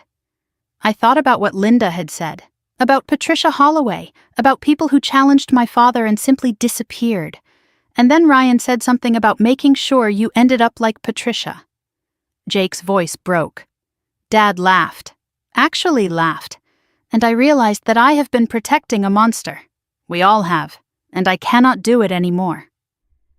The silence stretched between us. I studied my brother's face, looking for any sign of deception. Any hint that this was another manipulation, another layer in a game I did not fully understand. What do you want, Jake? Absolution? I cannot give you that. I do not want absolution. I want to help. He explained what he could offer. Inside information, access to company records, knowledge of Dad's plans before they happened. He was still in the inner circle. Dad still trusted him. He could be my eyes and ears inside Mitchell and Associates, feeding me intelligence while pretending to be the loyal son. Why would you do that? He is your father too. The same blood runs through both of us. Jake reached into his jacket pocket and pulled out something small, a photograph, worn at the edges like it had been handled many times. He handed it to me. It was the 4 of us, Mom, Dad, Jake, and me. At my 8th birthday party, the one where Mom had surprised me with a puppy I had been begging for. Everyone was smiling. Everyone was happy. Before the cancer. Before the betrayal. Before we became the broken people sitting in this apartment. Because this is who we were supposed to be. Jake's voice was thick with tears. And because Mom would have wanted me to protect you. I failed her for 11 years. I am not failing her anymore. I looked at the photo for a long time. At my mother's smile. At the way she was looking at me like I was the most precious thing in the world. At the father who had his arm around all of us, before he became the man who would destroy her wishes and discard her memory. If I let you help me, I said finally, there is no going back. You understand that? When this is over, you will not have a father. You might not have a career. You will have nothing except the knowledge that you did the right thing. The right thing. Jake smiled, but it was sad and broken. I have never done that before. Maybe it is time I started. We talked for another hour, logistics, strategies, how to communicate without being detected, what information would be most valuable, how to protect Jake's cover while extracting maximum intelligence. We were about to set up secure communication channels when Jake's phone rang. He looked at the screen and his face went white. That was my contact at the office. He was already standing, moving toward the door. Dad had security sweep the building tonight. They found something. Found what? Ryan knows about the storage unit. My blood went cold. What storage unit? The one on Walker Street, where you hid the documents. Ryan has a contact at the facility, a security guard who owes him money. He knows you have a unit there. He is planning to get inside tomorrow night. The documents, the will, Mom's letter, the flash drive with the recordings, everything Linda had risked her career to give me, everything that could bring my father down. How long have you known this? He told Dad about it 2 hours ago. That is the other reason I came. You need to move everything. Tonight, before they can take it. I grabbed my keys before Jake finished speaking. The clock was ticking again. And this time, I might already be too late. I drove faster than I had ever driven in my life. Red lights became suggestions. Speed limits became distant memories. The storage facility on Walker Street was 23 minutes away under normal conditions. I had maybe 15 minutes before the facility closed at midnight. 15 minutes to get there, get inside, and get everything out before the gates locked for the night, and Ryan's contact had all the time in the world to help himself to my evidence. Jake's warning echoed in my head as I wove through traffic. Ryan knows about the storage unit. He is planning to get inside tomorrow night. But what if tomorrow night had become tonight? What if Ryan had decided not to wait? What if he was already there, already rifling through my mother's letter and the documents that could destroy our father? I was 6 blocks away when I saw it. A black SUV parked across the street from the storage facility entrance. The same kind of SUV that had circled the church parking lot the night I met Linda. Engine running, lights off, tinted windows hiding whoever sat inside, waiting, watching. Someone had gotten there first. My foot hovered over the brake. Every rational thought told me to turn around, to go home, to accept that the evidence was lost and find another way to fight. But then I thought about my mother's letter, about her handwriting, about the words she had written just for me, words my father had stolen and hidden for 11 years. I could not let him take them again. I could not go through the front entrance, not with that SUV watching every car that approached. But I remembered the facility layout from when I had first rented the unit. There was a back fence, an emergency exit for employees, a section of the property that bordered an empty lot filled with overgrown weeds and construction debris. I parked 2 blocks away, behind a closed pharmacy, killed the engine, killed the lights, sat in darkness for 30 seconds, watching, waiting, making sure no one had followed me. No headlights appeared in my rearview mirror. The street was empty. I grabbed my phone and the small flashlight I kept in my glove compartment, left my purse, left anything that might slow me down. And I ran. The back of the storage facility was exactly as I remembered. Chain link fence, 8 feet tall, topped with rusted barbed wire. But there was a gap, a section where the fence had been bent and twisted, probably by teenagers looking for a place to party or homeless people seeking shelter. The gap was narrow, too narrow for comfort. But I was desperate, and desperation made anything possible. I squeezed through the opening. The metal caught my jacket, tore through the fabric, scraped against my arm hard enough to draw blood. I did not stop, did not look back, did not waste a single second on pain or fear. Inside the facility, the emergency lighting cast everything in a dim orange glow. Row after row of identical metal doors stretched out in both directions. Unit 117, ground floor, east side, maybe 200 yards away. I had 11 minutes before the automatic lockdown sealed every entrance and exit. I moved quickly but quietly, staying close to the walls, listening for footsteps, voices, anything that suggested I was not alone. The facility was silent except for the hum of ventilation systems and the distant rumble of traffic on the highway. My own breathing sounded impossibly loud in the stillness. Unit 117 appeared at the end of the row. My hands were shaking so badly it took 3 tries to enter the combination. The lock clicked. The door rolled up with a metallic screech that seemed to echo through the entire building. Everything was still there. The manila envelope, the flash drive, my mother's letter, carefully preserved in a plastic sleeve, untouched, waiting for me. I allowed myself 1 second of relief before grabbing everything and stuffing it into the messenger bag I had worn across my body. I was about to close the unit when I heard it. Footsteps, heavy, deliberate, coming from the direction of the main entrance. Multiple sets of footsteps, moving with the coordinated precision of people who knew exactly what they were looking for. I froze, pressed myself against the inside of the unit, hidden in shadow. The footsteps stopped somewhere nearby. Then a voice, low and angry, echoed through the corridor. "Check every unit on the east side. She is here somewhere. Her car is not at her apartment and she is not answering her phone. This is the only place she would go." Ryan. That was Ryan's voice. He had not waited until tomorrow. He was here now, and he had brought backup. I closed the unit door as quietly as I could, leaving just enough gap to see through. The automatic lights in this section had not triggered yet. I was still in shadow, but the moment I moved, the motion sensors would give me away. Think.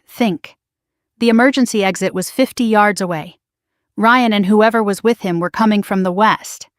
I had maybe 90 seconds before they reached my row, maybe less. I slipped off my shoes, held them in one hand, the messenger bag pressed tight against my body with the other. And I ran. The motion-activated lights flickered on behind me as I moved, creating a trail of illumination that marked my path like a spotlight. I heard someone shout, heard footsteps break into a run. But I did not look back. The emergency exit loomed ahead, a glowing red sign above a heavy metal door, 10 yards, 5. I hit the push bar with my full weight and burst into the night. The empty lot behind the facility was dark and treacherous, filled with rocks and broken glass and debris that cut into my feet as I ran. Pain shot up my legs with every step, but I did not slow down, did not stop until I reached my car, did not breathe until I was inside with the doors locked and the engine running. In my rearview mirror, I saw flashlight beams sweeping the back fence. They had found my exit point. But they were too late. I pulled onto the street and drove. No destination in mind. Just away. My phone rang as I merged onto the highway. An unknown number. After everything that had happened, I almost let it go to voicemail. Almost decided that no good news could come from strangers calling in the middle of the night. But something made me answer. Clara?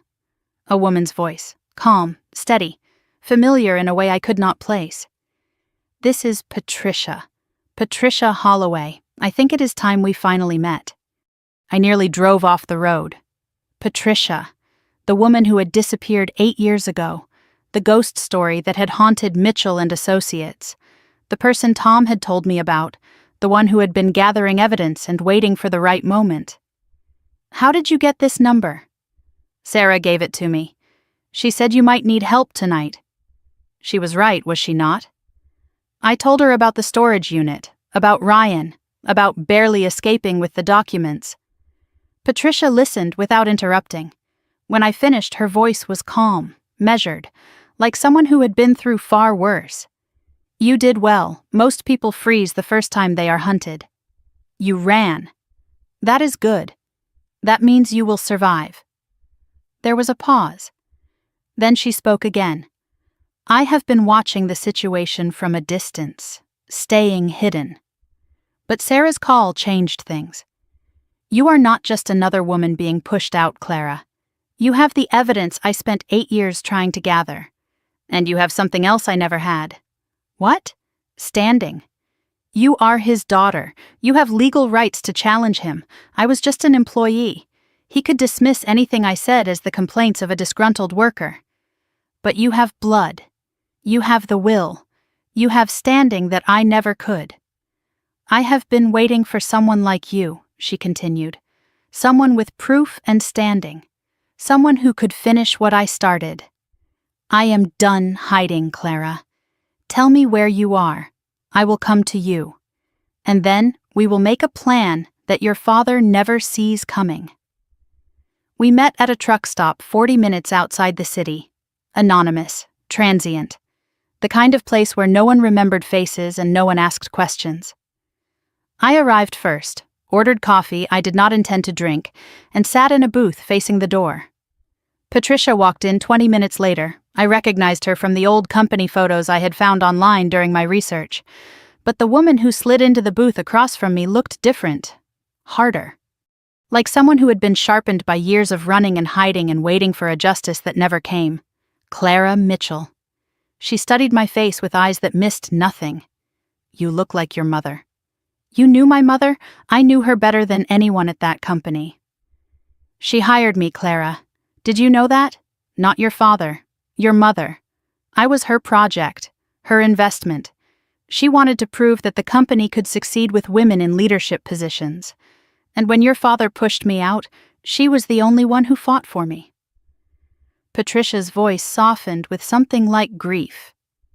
She called me the night before I left, warned me that your father was planning something, told me to take copies of everything I could carry.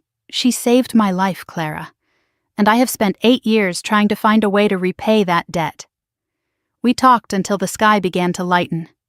Patricia had spent nearly a decade building a case against my father, collecting evidence from former employees, tracking financial irregularities, documenting the pattern of women being pushed out, silenced, or destroyed. She had everything except the one thing she needed most: an insider with legal standing. Together, we had everything. The plan began to take shape as we talked. I would start my own company, use my skills, my reputation, my relationships with clients who had always preferred working with me, build something successful and visible and impossible to ignore. Meanwhile, Patricia would help me compile the legal case, the original will, the forged signatures, the cover-ups, everything documented, organized, and ready. "We do not attack first," Patricia said. "We build, we grow, we become too successful to ignore and too visible to touch. And when your father makes his move, because he will make a move, we will be ready. We will destroy him with his own weapons." I drove back to the city as the sun rose over the horizon. I had not slept in over 30 hours. My feet were cut and bleeding from the run through the empty lot. My arms still stung where the fence had torn my jacket. But I felt more awake than I had in years. My phone buzzed as I approached my neighborhood. A text from Jake. "Meeting with lawyer still on? I will be there. Dad does not suspect anything." I replied with the time and address, then added, "Thank you for warning me about the storage unit. They almost got everything." His response came immediately. "Almost? I got there first." A pause. Then, "Good. Clara, be careful today. Something is happening at the office." Dad called an emergency board meeting for this afternoon. No agenda, no explanation. He is planning something big. I pulled into my apartment complex as the morning light spread across the sky. The exhaustion was catching up with me. I needed sleep. Just a few hours. Just enough to function. I was walking toward my building, keys in hand, when I stopped dead in my tracks. Someone was sitting on my doorstep. An elderly woman, wrapped in a wool coat despite the mild morning air. White hair pinned back from a face I had not seen in 11 years. A face I had been told wanted nothing to do with me. A face that had been absent from every birthday, every graduation, every moment of my adult life. My grandmother, Eleanor Mitchell, my father's mother. The woman he had told me had disowned me after my mother's funeral. She stood slowly, leaning on a cane, her eyes sharp and clear despite her 83 years. Clara. Her voice was thin but steady. "I know what my son has done. I know what he is planning. And I know about the will he destroyed." She reached into her coat and pulled out an envelope, yellowed with age.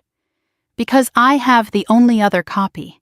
Your mother gave it to me for safekeeping the week before she died. It is time you had it." I stood frozen in the morning light, staring at a ghost who had just handed me a weapon I did not know existed. My grandmother stood before me in the pale morning light, holding an envelope that had been hidden for 11 years. Eleanor Mitchell, 83 years old. The woman my father had told me wanted nothing to do with me since the day we buried my mother. "Before I let you in," I said, finding my voice through the shock, "I need to know something. Dad told me you disowned me after Mom's funeral. He said you blamed me for not being there when she died. He said you never wanted to see me again." Eleanor's face shifted. Something between pain and fury crossed her weathered features. Her grip on the cane tightened until her knuckles went white. "My son has told many lies over the years." Her voice was steady despite the emotion behind it. "That one may be the cruelest. I never disowned you, Clara. Never. He kept us apart. Intercepted my letters, blocked my calls, changed his phone number and told me you had changed yours. Every birthday card I sent came back unopened. Every Christmas gift was returned. He told me you wanted nothing to do with me, that you blamed me for introducing your mother to him in the first place." She paused, and I saw 11 years of grief pooling in her eyes. "We have both been his victims, Clara. Now, are you going to let me in? Or shall we continue letting him win?" I opened the door. Eleanor lowered herself onto my couch with the careful movements of someone whose body had started to betray her. But her eyes were sharp, clear, the eyes of a woman who had been waiting a very long time for this moment. Where should I begin? The will. I sat across from her, my heart pounding. "How do you have a copy of my mother's will?" Eleanor explained. She had known my mother before Margaret married Robert Mitchell. They had been friends, real friends, the kind who shared secrets and kept them through decades. Eleanor had introduced them, in fact, a decision she had regretted for 30 years. Margaret knew what my son was. She loved him anyway at first. Love is blind, as they say. But blindness fades eventually. And when it cleared for your mother, she saw the truth about the man she had married. What truth? That Robert married her for her family's connections. Her father owned 6 commercial properties in downtown. When he died, those properties became Margaret's inheritance. And when Margaret married my son, Robert convinced her to fold them into Mitchell and Associates. That was the foundation of his empire, Clara. Not his business genius, not his legendary work ethic, your mother's inheritance. I felt the ground shift beneath me. Everything I thought I knew about my father's success was built on a lie. He had not created Mitchell and Associates from nothing. He had married into it, had taken my mother's legacy and called it his own. Your mother was not a foolish woman, Eleanor continued. She never fully trusted Robert. So when she updated her will before she died, she made 2 copies. One she gave to the family attorney, knowing Robert would find a way to influence him eventually. The other she gave to me. She made me promise to keep it safe, to give it to you when you were ready, when you needed it. I have been watching from a distance all these years, waiting for that moment. And then 3 days ago, I received a phone call. From who? From a woman named Linda. She said she worked in your father's accounting department. She told me what happened to you, what Robert had done, and she told me it was time. Eleanor reached out and took my hand. Her skin was paper thin, but her grip was strong. Linda did not just leave that payroll report by accident, Clara. She has been waiting too, watching. We all have been. Your mother built a network of people who loved her, people who promised to protect you if Robert ever broke his word. And now, finally, we can. I opened the envelope Eleanor had given me with trembling hands. Inside was a document identical to the one Linda had shown me in the church parking lot. But this version was different in one crucial way. It was notarized, signed by witnesses, and dated one day after the version in my father's files. This is the final version, Eleanor said, the one Margaret intended to be executed, the one Robert destroyed and replaced with his own. I read through the terms carefully, though I already knew what they would say. 30% ownership to me, 30% to Jake, 30% to Ryan, 10% held in trust for future grandchildren, a provision requiring unanimous consent for any sale of shares. But there was one clause I had not seen before, one provision that made my blood run cold. In the event that Robert Mitchell attempts to alter or invalidate this will, or in the event of his proven infidelity, his share of all jointly held properties shall revert to the children equally, and he shall be removed as executor. I looked up from the document, met my grandmother's eyes. Proven infidelity? Eleanor's expression darkened. Your mother discovered something 2 months before she died. Your father had been having an affair, for years, with his business partner's wife, a woman named Veronica Shaw. The name meant nothing to me, but the implications made my stomach turn. Margaret was going to file for divorce. That is why she updated the will. That is why she added the infidelity clause. She wanted to make sure Robert could not touch her inheritance when she left him. The room went silent. I felt the words settling over me like a physical weight, like stones being placed on my chest one by one. Are you saying he had something to do with her death? I am saying your mother died of a sudden heart attack alone in that house, while your father was conveniently at a business dinner with 17 witnesses. Eleanor's voice was steady but cold. I am saying the autopsy was performed by a doctor who owed your father money. I am saying there were questions that were never asked. And I am saying that after 11 years of silence, I am done protecting my son from the consequences of what he may have done. 3 hours later, I sat in the office of Margaret Chen, one of the most respected estate attorneys in the state. Sarah had made the introduction. Margaret had cleared her entire afternoon. Jake was already there when I arrived. He looked worse than the night before, dark circles under his eyes, hands that would not stop trembling. But he was there. He had shown up. That counted for something. Jake told Margaret everything. The salary disparities he had known about and ignored. The forged signatures he had witnessed. The will he had watched his father destroy 3 days after our mother's funeral. His voice shook, but he did not stop, did not hold back, did not try to minimize his own complicity. When he finished, Margaret was silent for a long moment. Her pen had stopped moving halfway through his testimony. Mr. Mitchell, do you understand what you are doing? You are not just testifying against your father, you are potentially exposing yourself to civil liability. You participated in these activities for years. Even if you claim you were coerced, that is a difficult defense. Jake nodded. His face was pale but resolved. I know. I do not care anymore. Whatever happens to me, I deserve it. Clara does not. She never did. Margaret laid out the options with the clinical precision of someone who had navigated family wars before. We could file a civil suit to contest the original will execution. We could report the forgeries to the state licensing board. We could go to the police with our suspicions about my mother's death, or we could do something else. Your father's company is his identity, Margaret said. His reputation is his armor. The most effective way to defeat someone like him is not through the courts. Not directly, it is through the market. Build something that proves him wrong. Succeed so publicly that he cannot ignore you. And then, when he attacks, because he will attack, use everything you have to destroy his credibility completely. You are suggesting we wait? I am suggesting we prepare. There is a difference. Patience is not passivity. It is strategy. Jake's phone buzzed as we left Margaret's office. He looked at the screen and went pale. The board meeting. It just ended. What happened? He showed me his phone. A company-wide email from Robert Mitchell. I read it with growing disbelief. Mitchell and Associates was restructuring, effective immediately.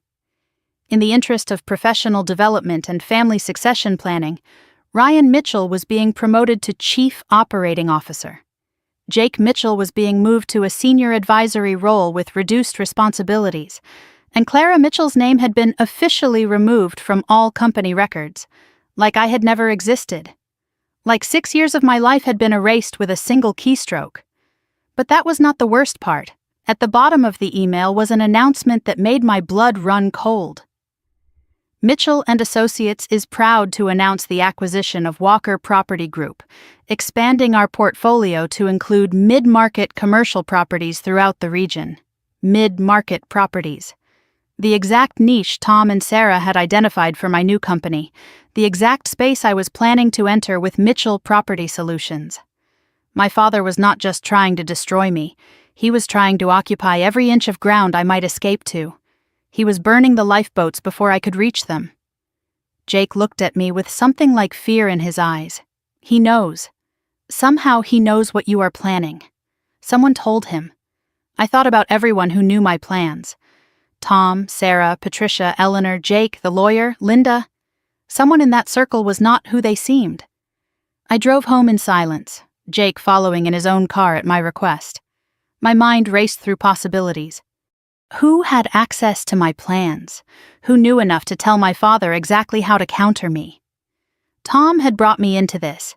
He had called me before I even knew something was wrong. Could he be playing both sides? Sarah had appeared at exactly the right moment, with exactly the right resources. Too perfect, too convenient. Patricia had been hiding for 8 years. She had every reason to be bitter. Every reason to make a deal with the enemy if it meant finally coming out of the shadows. Even Jake, showing up at my door with flowers and tears. What if it was all an elaborate performance? My phone buzzed. A text from a number I did not recognize. Different from the threatening messages before. Different from Linda's number, different from anyone in my contacts. Check your email, now. I pulled over to the side of the road, opened my inbox, and found a message that had been sent to my old work email, the one I no longer had access to since being erased from the company. It had been forwarded by someone inside Mitchell and Associates, someone who wanted me to see it. The email was from Ryan to my father, sent 2 hours before the board meeting. Dad, confirmed. The source is solid. She is planning to start a mid-market property management company. She has financial backing from Sarah Chen and evidence-gathering help from Patricia Holloway. She has also been meeting with Jake. He told her about the storage unit and warned her we were coming. He has turned. Recommend we accelerate the Walker acquisition and begin discrediting campaign immediately. Also recommend we deal with the Jake situation before he does more damage. One more thing. Eleanor is in town. She visited Clara this morning. We need to discuss how to handle Mother. She is becoming a liability. Handle Mother. Like my grandmother was a problem to be solved. Like an 83-year-old woman was an obstacle to be removed. I stared at the email, my brother's words burning into my retinas. Ryan knew everything, every plan, every ally, every move I had made. And then I saw the final line, the one that made my stomach drop. Source will continue providing updates. Payment transferred as agreed. Someone I trusted was being paid to betray me. Someone in my circle was feeding my father information in exchange for money. And I had no idea who it was. I sat in my car on the side of that empty road, watching the sun set, holding proof that my family's reach extended further than I had ever imagined. One of my allies was a traitor. And until I figured out who, every plan I made would be delivered straight to my enemy. The game had just gotten far more dangerous, and I was running out of people I could trust. I did not sleep that night.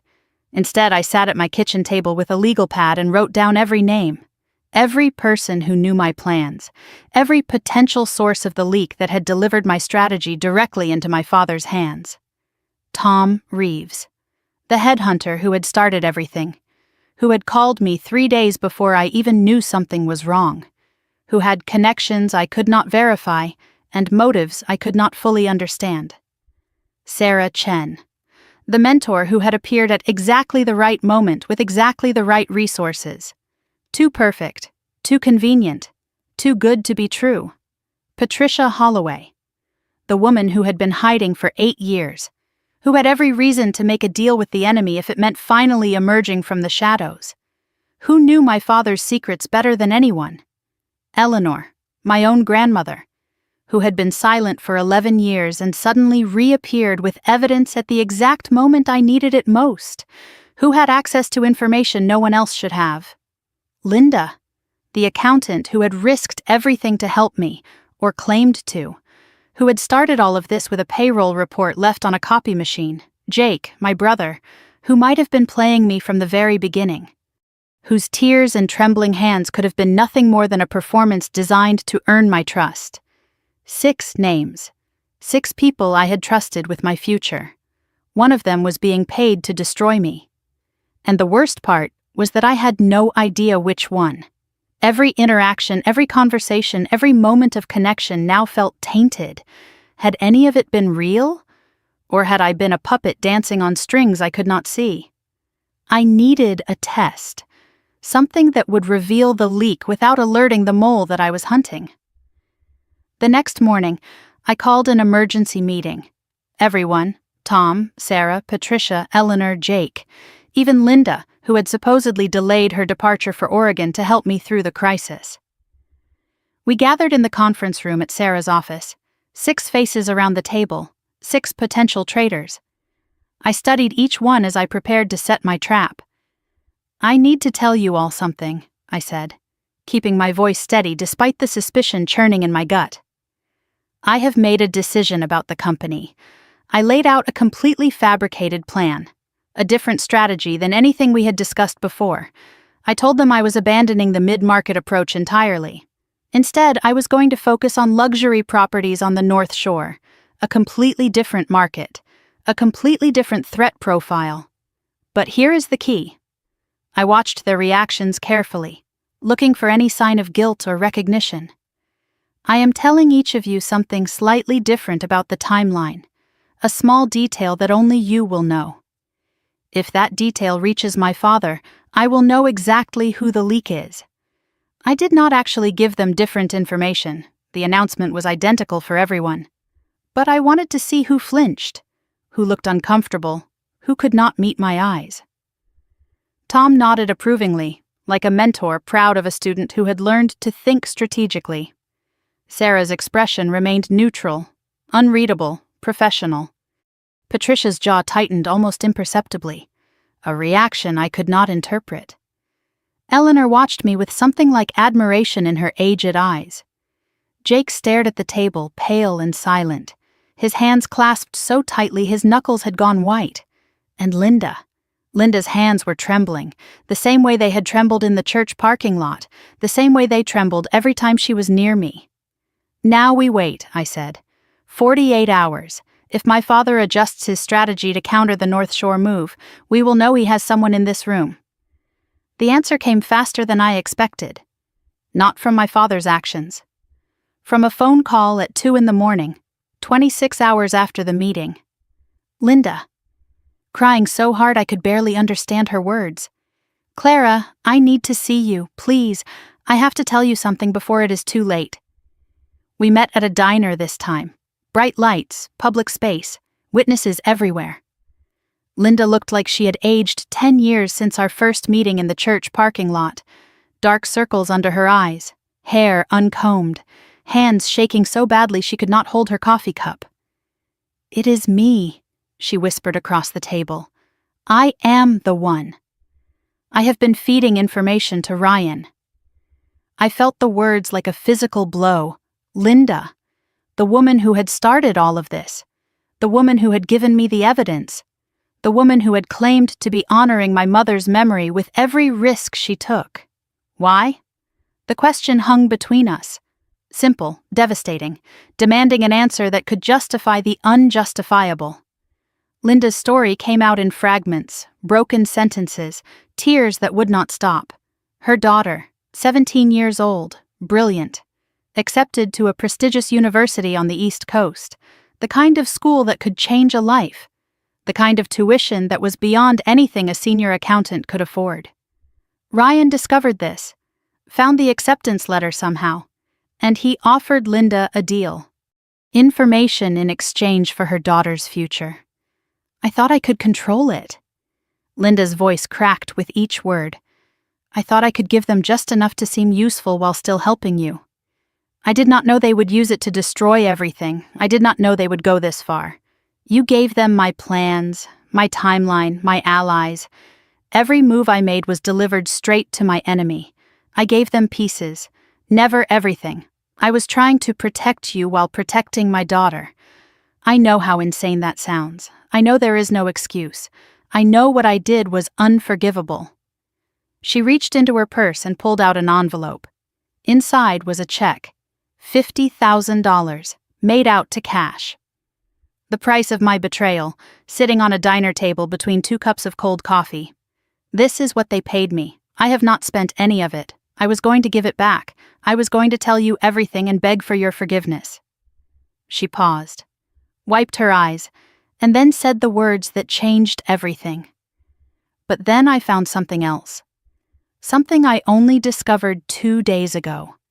Something that scared me so badly I could not wait any longer. She slid a piece of paper across the table. A document printed on official letterhead. A life insurance policy. On me, taken out by my father 3 weeks ago, for $2 million. I stared at the document. My name, my date of birth, my father's signature as the policyholder. $2 million payable upon my death. Clara, I do not think they just want to ruin you anymore. Linda's voice was barely audible. I think they want you gone. Permanently. I sat in that brightly lit diner, surrounded by strangers eating pancakes and drinking coffee like it was any other night, and felt the last pieces of my illusions crumble away. My father was not just trying to destroy my career. He was not just trying to take back the evidence I had gathered. He was preparing for something unthinkable. What are you going to do? Linda asked, her eyes red and swollen. To me? I looked at the woman across from me, the woman who had betrayed me, the woman who had done it for her daughter, the woman who had just handed me evidence that might save my life. My mother, I said slowly, once told me that people are rarely all good or all bad. She said the measure of a person is not whether they make mistakes. It is what they do when they realize they have made them. Linda stared at me, waiting for the verdict, waiting for the punishment she knew she deserved. You are going to help me. Not as a double agent, not feeding information to both sides. You are going to come clean to everyone. Tomorrow. You are going to tell them exactly what you told me. And then you are going to help me use what you know against them. They will destroy me. They will take back the money. My daughter's future will be gone. I will help your daughter. Sarah's foundation has scholarship programs. We will find a way. I leaned forward, holding her gaze. But you have to choose, Linda. Right now. Whose side are you really on? Finally. Completely. Linda wiped her tears. Something shifted in her expression. Fear giving way to resolve. The look of someone who had finally decided to stop running. Yours. I am on yours. I should have been from the very beginning. The next morning we gathered again. Same conference room, same faces. But this time, Linda stood at the front, her voice steady despite everything she was about to confess. She told them everything. The payments from Ryan, the information she had shared, the pressure he had applied using her daughter's future as leverage, and the life insurance policy that suggested my father's plans had escalated beyond corporate warfare. When she finished, the silence in the room was suffocating. Jake spoke first, his voice hollow. A life insurance policy. On Clara. Dad actually planned to... He could not finish the sentence. Could not say the words out loud. Eleanor's face had gone pale. My son. My own son. Sarah remained calm, but her eyes had hardened. This changes the legal calculation significantly. If we can prove intent, if we can show a pattern of behavior leading to potential harm, we are no longer talking about estate disputes. We are talking about criminal conspiracy. Patricia stood slowly. Her face was cold, the face of someone who had spent 8 years waiting for this moment. I have a contact at the FBI, someone who investigated white-collar crime before moving to the Violent Crimes Division. If Robert Mitchell is planning what this evidence suggests, she needs to know. Tonight. The group reformed around a new strategy. Building my company was still the goal, but protection had to come first. Sarah arranged for private security, a 2-person team that would shadow me until this was resolved. Patricia made her call to the FBI. Eleanor, despite her age, insisted on returning to her son's house. I will watch him, she said. He will not suspect his own mother, and if he is planning something, I will know before he can act. Tom coordinated with Margaret Chen, the lawyer. We needed to accelerate the legal timeline. Get the original will into probate court, force my father to respond to legal challenges so aggressive he would not have time to execute any darker plans.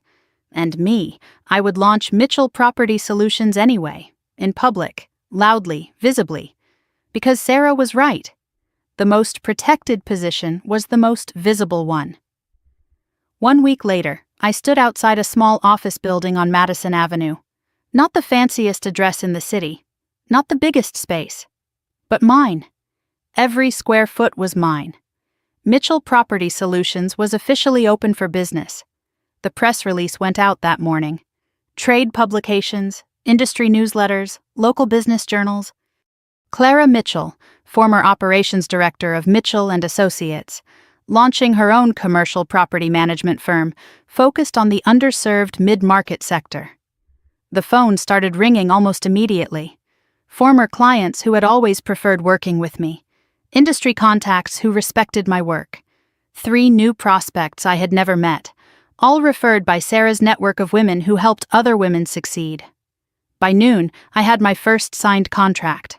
A small office complex in the suburbs. Nothing compared to the accounts I had managed at my father's company. But it was mine, built by me, on my terms. I was celebrating with Tom and Sarah when my phone rang, a number I knew too well, a number I had not expected to see. Dad. I almost did not answer, but something made me pick up. Some need to hear what he would say now that everything had changed. Congratulations on your little venture. His voice was ice, cold and sharp and completely devoid of the warmth he had once pretended to have. I saw the press release. Very impressive, very brave. Thank you. Is that all? No, I am calling to give you one last chance, Clara. Come home. Accept a position at the company. A real position. We can put all of this unpleasantness behind us. I will even tear up that document Ryan was foolish enough to create. The life insurance policy? Silence on the line. A pause that lasted 3 heartbeats too long. Then his voice, somehow even colder than before. So you know about that. Linda really has outlived her usefulness. Is that a threat, Dad? Against Linda? Against me? His laugh was cold, unfamiliar, the laugh of a stranger wearing my father's voice. I do not make threats, Clara. I make arrangements. You have until the shareholders' meeting next Friday to accept my offer. After that, he paused. After that, I will have to make different arrangements. He hung up before I could respond.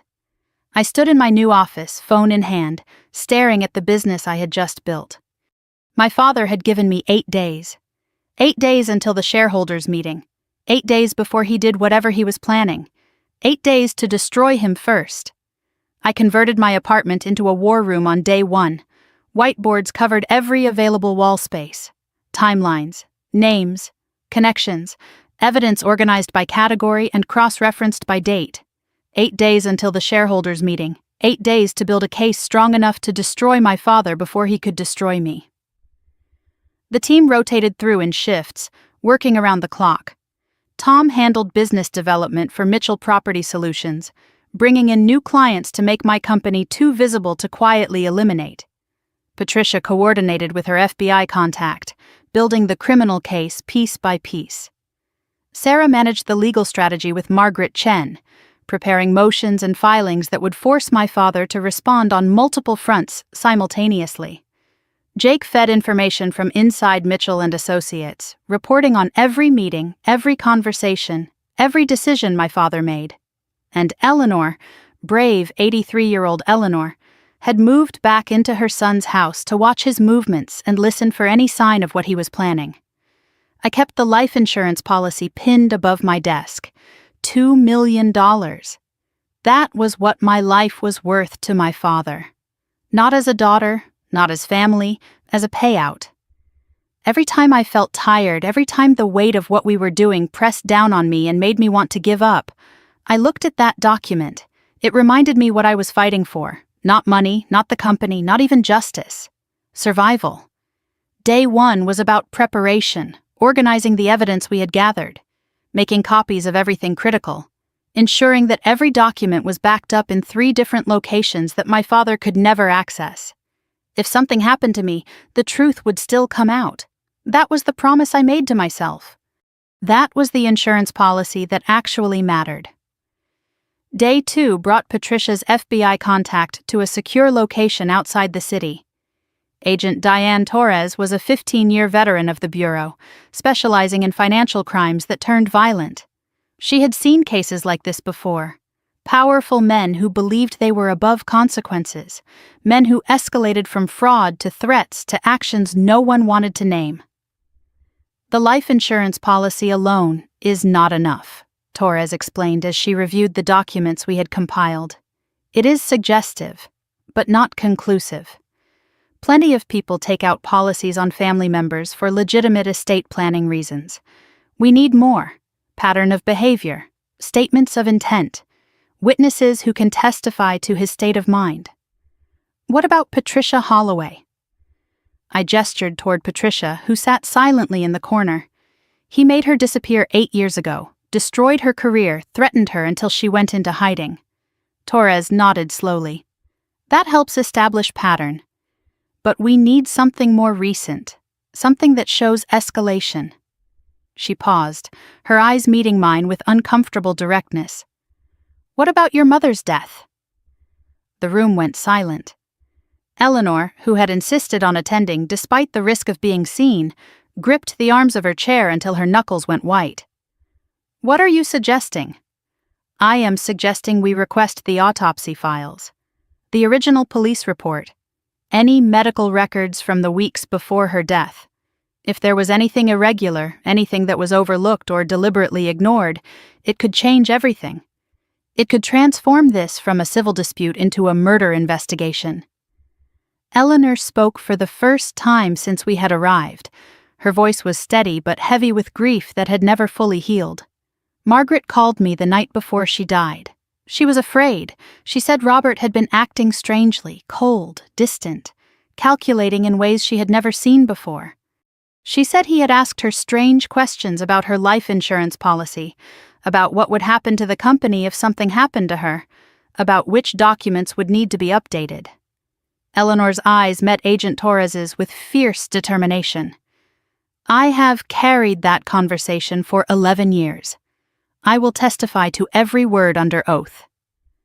Day 4 brought the breakthrough. Eleanor called at 6 in the morning, her voice urgent but controlled. I found something. In Robert's study. He keeps a locked drawer in his desk. I remembered where he hides the spare key, a habit unchanged in 40 years. You need to see what is inside. I drove to the house where I had grown up, the house that now felt like enemy territory. Eleanor met me at the back entrance, leading me through the kitchen where I had eaten breakfast every morning as a child, past the living room where we had opened Christmas presents as a family, into the study that had always been my father's private domain. The drawer contained files he thought no one would ever see, medical records from the months before my mother died, correspondence with a doctor I had never heard of, a specialist in what the letters called discrete pharmaceutical solutions. The doctor had declined to help, citing ethical concerns that apparently still existed in some corners of the medical profession.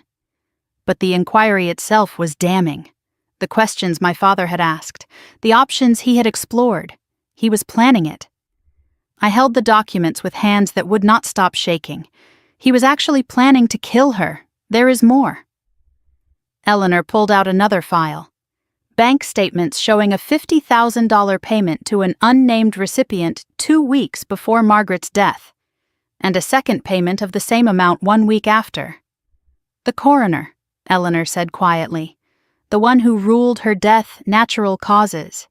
He retired 6 months after the funeral, bought a house in Florida, paid cash, no mortgage. No explanation for where a county medical examiner got that kind of money. I sat in my father's chair, surrounded by evidence of his darkest crime. My mother had not died of natural causes. She had been murdered by the man who had sworn to love and protect her. The man who had tucked me into bed as a child. The man who had walked me to my first day of kindergarten. My father. I always thought I had already lost everything. My job, my family, my faith in the people who should have loved me most. But sitting in that study, holding proof that my father had murdered my mother, I realized I had been wrong. There was always more to lose. There was always a deeper bottom to fall through. Day 5, Margaret Chen filed the lawsuit, a civil action contesting the execution of Margaret Mitchell's estate, alleging fraud, forgery, and undue influence, naming Robert Mitchell, Jake Mitchell, and Ryan Mitchell as defendants. Jake had agreed to be named. It was part of the strategy. A defendant who cooperated, who testified against the others, who demonstrated genuine remorse. Margaret called it fracturing the family defense, showing the court and the public that not everyone in the Mitchell family stood behind Robert's lies. The lawsuit was public record. Within hours, reporters were calling, industry journalists who covered commercial real estate, local news outlets looking for drama, national business publications that smelled blood in the water. I declined all interview requests, but the story spread anyway. Mitchell family empire faces legal challenge. Daughter accuses father of estate fraud. The headlines wrote themselves. We did not file to win in court, Sarah explained as we monitored the coverage. Not yet, anyway. We filed to create visibility. Your father cannot quietly eliminate someone who is at the center of a public legal battle.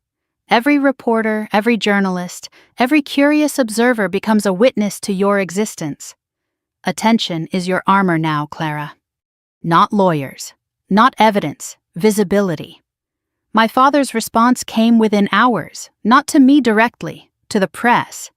A statement calling the lawsuit a desperate and baseless attack by a disgruntled former employee, promising a vigorous defense of the Mitchell family's reputation and legacy. Disgruntled former employee, not daughter, not family. He was already erasing me from the narrative, preparing the public for whatever came next. That evening, I received a letter from his lawyers. A cease and desist demanding I stop using the Mitchell name in my business. Stop claiming any connection to Mitchell and Associates. Stop spreading what they called defamatory allegations about the Mitchell family. I framed it and hung it next to the life insurance policy. Another reminder of what I was fighting against. Day 6 brought the autopsy files. Agent Torres had obtained them through official channels, citing the new evidence we had gathered. What she found confirmed our worst suspicions. The original coroner had noted slight irregularities in my mother's blood work, markers that could have indicated the presence of certain medications. But he had attributed them to her existing heart condition and recommended no further investigation. Case closed, body cremated, evidence destroyed. With what we have now, Torres said, I can request an exhumation order. If there are any remains, any tissue samples that were preserved, a modern forensic analysis might find what the original autopsy missed. How long will that take? Weeks, maybe months. The legal process for exhumation is complicated, especially when the family is likely to contest it. Certainly longer than 8 days. I understood what she was telling me. The criminal case would take time we did not have. The shareholders' meeting was in 2 days. Whatever happened there would determine whether I survived long enough for justice to take its course. Day 7 we gathered for what felt like a council of war. Everyone around the table, every ally I had left, every person I had chosen to trust, despite the risks. We had 2 options. Wait for the criminal investigation to build. Stay protected, stay visible, let the legal process work at its own pace while we grew Mitchell Property Solutions into something too successful to ignore, or strike first. Go to the shareholders' meeting, confront my father publicly with everything we had gathered, force his hand before he could make his move. Patricia spoke first. If we wait, he controls the timeline. He will find a way around the visibility, around the legal protection. Men like him always do. They have money and connections and no conscience. They find ways. Eleanor nodded, her aged face set with determination. My son is most dangerous when he feels cornered, but he is also most likely to make mistakes. If we confront him publicly, in front of the shareholders and board members, he will not be able to control his reaction. He will reveal himself. Sarah looked at me with steady eyes. This is your call, Clara. Your life, your risk. We can advise, but we cannot decide for you. I thought about my mother, about the letter she had written that I had never received, about all the years stolen by lies and manipulation and murder. We go to the meeting, I said, all of us, and we end this. Day 8 dawned clear and cold. I woke before sunrise, unable to sleep, watching the light slowly fill my apartment. The shareholders' meeting was scheduled for 2 p.m. In 8 hours, everything would change. One way or another. I dressed carefully, professionally. The navy suit my mother had bought me for my first job interview, still fitting perfectly after all these years. I had saved it for a moment that mattered. This mattered more than anything. We gathered at Sarah's office at noon. Tom, Patricia, Eleanor, Jake, Linda, Margaret Chen, even Agent Torres, who would be watching from outside, ready to move if things went wrong. I looked at each face. People who had risked everything to help me. People my mother had trusted. People who believed in justice even when it seemed impossible. Whatever happens today, I said, thank you. All of you. We were about to leave for the meeting when Jake's phone rang. He answered, listened for 30 seconds, and went completely white. That was my contact at the office. He looked at me with something like fear. Dad changed the meeting. It is not at company headquarters anymore. He moved it to the house. The family house, private property, no press allowed, no outside observers. Just shareholders and invited guests. He knows we are coming, Patricia said. He is isolating us, Sarah added, getting us away from witnesses. I looked at the evidence we had gathered, at the plan we had made. All of it based on the assumption that we would have a public stage, an audience, protection through visibility. Now we had nothing but a house full of people who wanted me gone, and a father who had already killed once to protect his secrets. We go anyway, I said, but we go prepared. I reached into my bag and pulled out my phone, hit the record button, and left it recording. If I do not make it out of that house, I said, looking into the camera, this is why, this is who, and this is everything they have done. I spent the next few minutes summarizing everything. The salary discrimination, the forged will, the evidence of murder, the life insurance policy, names, dates, documents. All of it recorded and automatically uploading to a secure cloud server that 3 different lawyers had access to. When I finished, I put the phone in my jacket pocket with the camera still running. 3 hours later, I walked through the front door of my childhood home. Into the living room where I had played as a little girl. Into the dining room where we had shared family meals. Into the den where my father was waiting with a smile that told me he had been planning this moment for a very long time. The house looked the same as it always had. White columns standing sentinel on either side of the front door. Manicured lawn stretching toward the street in perfect geometric precision. The oak tree I had climbed as a child still standing in the front yard, its branches reaching toward a sky that seemed impossibly blue for such a dark day. But everything felt different now. The home where I had learned to walk, where I had celebrated birthdays and opened Christmas presents, where I had been held by a mother who loved me, had become a trap, and I was walking into it willingly. My team flanked me as we approached. Tom on my left, Patricia on my right, Sarah and Margaret Chen behind us. Jake had gone in earlier to maintain his cover until the last possible moment. Eleanor was already inside, playing the role of confused elderly mother who just wanted peace in her family. Linda waited in a car parked down the street, ready to call Agent Torres if anything went wrong.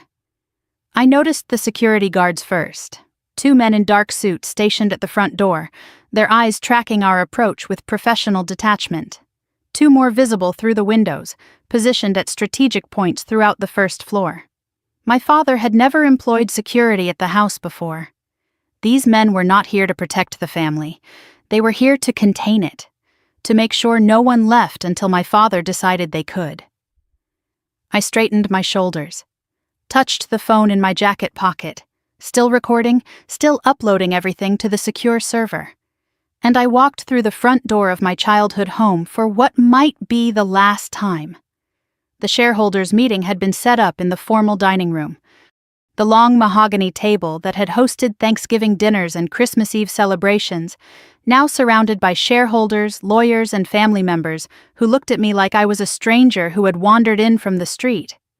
My father sat at the head of the table. Robert Mitchell, 71 years old, silver hair perfectly combed, blue eyes cold as winter ice. He smiled when I entered, and the warmth of that smile made my skin crawl.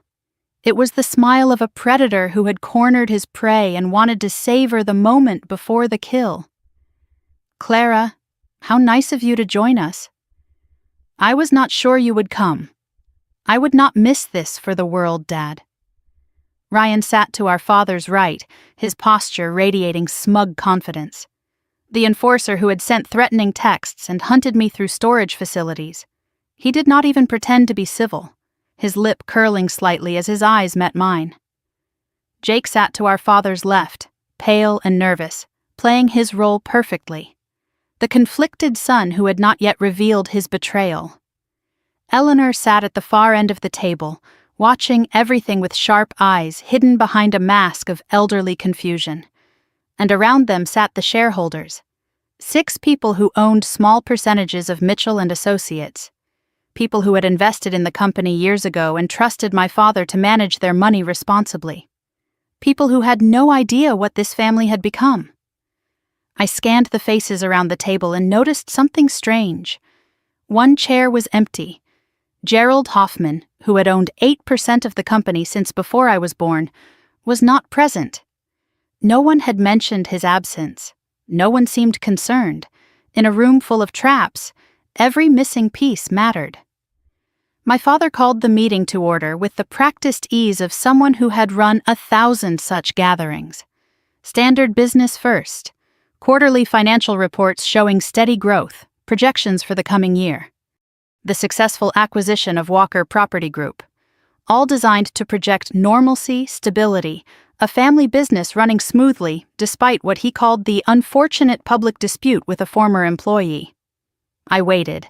Let him have his performance. Let him believe he was in control. My moment was coming. When he asked if there was any new business to discuss, I stood. Actually, yes, I have some new business. I would like to present evidence of fraud, forgery, and murder committed by the CEO of this company. The room went silent. The shareholders exchanged confused glances. Ryan's confident smirk flickered. Eleanor gripped the edge of the table. And my father's smile did not waver. If anything, it grew wider. Clara, this is not the appropriate venue for your personal grievances. I disagree. The shareholders deserve to know who they have invested their money with. I pulled copies of the documents from my bag and spread them across the table. The original will, showing equal ownership shares for all 3 children. Financial records showing forged signatures on client accounts. Internal correspondence about cover-ups and settlements. The medical records showing my father's inquiries about untraceable medications. The bank statements showing payments to the coroner who had ruled my mother's death natural causes. 11 years ago, Margaret Mitchell intended to leave 30% of this company to each of her children. Robert Mitchell destroyed that will and replaced it with one that served his interests. He forged signatures. He covered up his son's incompetence by using my name and reputation as insurance. And when my mother threatened to expose him, he murdered her. The shareholders were frozen in their seats. Ryan had gone pale beneath his artificial tan. Eleanor was no longer pretending confusion, her eyes fixed on her son with something between grief and fury. And Robert Mitchell was still smiling. That was what terrified me most. He should have been panicking, should have been denying, should have been doing something other than sitting there with that calm, confident expression, like a man who had been waiting for exactly this moment. "Are you finished?" he asked, when the silence had stretched past bearable. "Because I have evidence, too." He nodded to Ryan, who produced his own folder of documents, photographs, legal papers, what appeared to be transcripts of recorded conversations. "My daughter has been conspiring with disgruntled former employees to fabricate evidence against this company." My father's voice carried the practiced sincerity of a man who had spent his life lying to people who trusted him. "She has been working with Patricia Holloway, a woman who was terminated for theft 8 years ago. She has been coordinating with Linda Morrison, an accountant we recently discovered has been embezzling company funds. And she has manipulated my own mother, using forged documents and emotional manipulation to turn her against her own son. Every accusation was a twisted version of the truth. Patricia had not been fired for theft. Linda had not embezzled anything. Eleanor had not been manipulated, but the shareholders did not know that. They only saw 2 sets of competing claims, 2 versions of reality, and no way to determine which was true. "This is what Clara does," my father continued, his voice heavy with practiced sorrow. "She has always been troubled. Jealous of her brothers, resentful of authority. We tried to help her, gave her a position at the company despite her limitations. And this is how she repays our generosity. With lies, with slander, with attacks on the family that loved her." The room had descended into confusion.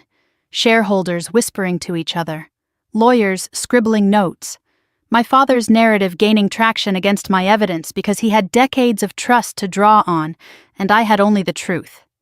Then Jake stood up. Dad, stop. Robert turned to his eldest son with a look of confident expectation.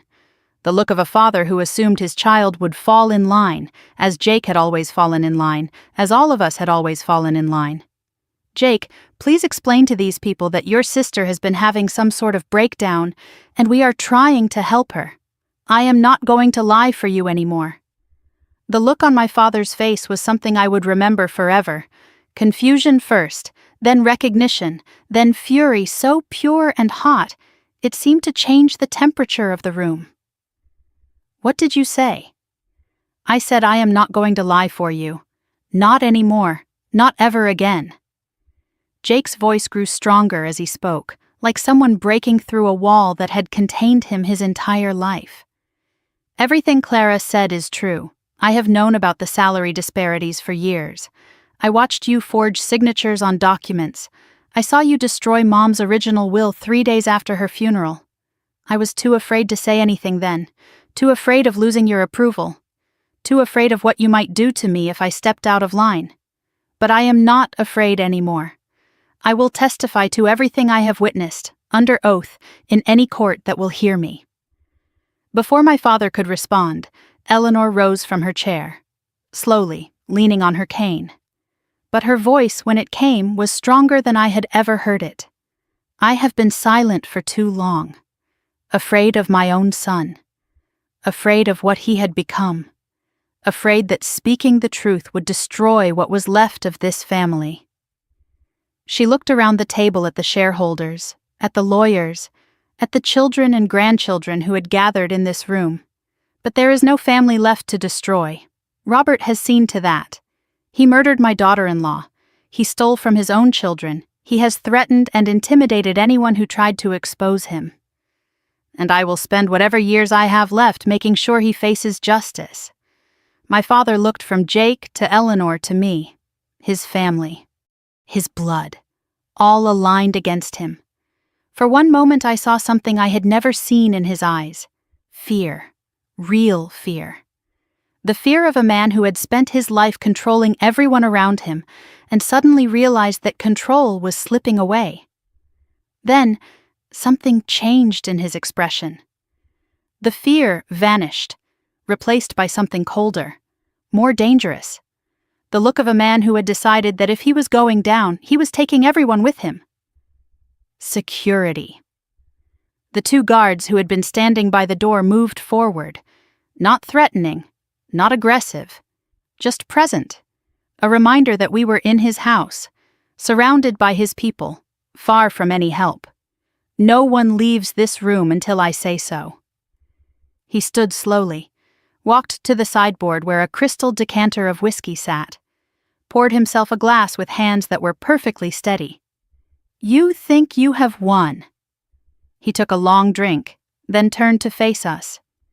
You think your evidence matters, your testimonies, your righteous indignation. But you have forgotten something important. This is my house, my company, my family, and I decide how this ends. He reached into his jacket. My heart stopped, but it was not a weapon. It was a phone. I have a contact at the district attorney's office, a friend who owes me more favors than he can count. In about 10 minutes, police will arrive to arrest Patricia Holloway for theft, Linda Morrison for embezzlement, and Clara Mitchell for conspiracy to commit fraud. The evidence has already been prepared. The warrants have already been signed. My stomach dropped. He had planned for this, had known I would come, had prepared a counterstrike that would destroy my credibility, my freedom, my future. You can fight it, he continued. Hire lawyers. Prove your innocence eventually. Maybe in a year or two, after your little company has gone bankrupt and your reputation has been destroyed, some court might believe your version of events, but by then it will not matter. No one will trust a word you say about me. He smiled, the smile of a man who had already won. Or you can accept my offer. Walk away. Take a settlement. Leave quietly, and I will make all of this disappear. Your choice, Clara. But you have about 9 minutes to make it.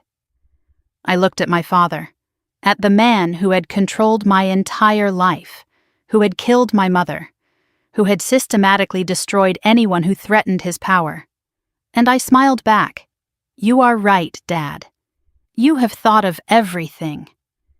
Except one thing. I pulled out my phone, hit stop on the recording that had been running since before I walked through the front door, and held it up for everyone in the room to see. This has been recording since I arrived. Every word you have said, every threat you have made, every admission. And it has been uploading in real time to a secure server that 3 different lawyers have access to. My father's face went gray. If I am arrested, that recording goes public. If Patricia is arrested, it goes public. If anything happens to anyone in this room, it goes public. And Dad, I sent a copy to Agent Diane Torres of the FBI about 20 minutes ago. She has been listening live this entire time. The front door burst open. Agent Torres, followed by 6 federal agents in tactical vests, swept into the dining room with practiced efficiency. Robert Mitchell, Torres announced, you are under arrest for conspiracy to commit murder, fraud, and obstruction of justice. You have the right to remain silent. Anything you say can and will be used against you in a court of law. My father looked at me as they put him in handcuffs, and for the first time in my life, I saw him clearly. Not as my father. Not as a powerful businessman, not as the man who had built an empire and controlled everyone around him. Just a small, desperate man who had spent his entire life building a legacy on lies. This is not over, he said as they led him away. This will never be over. Yes, Dad, I said quietly. It is.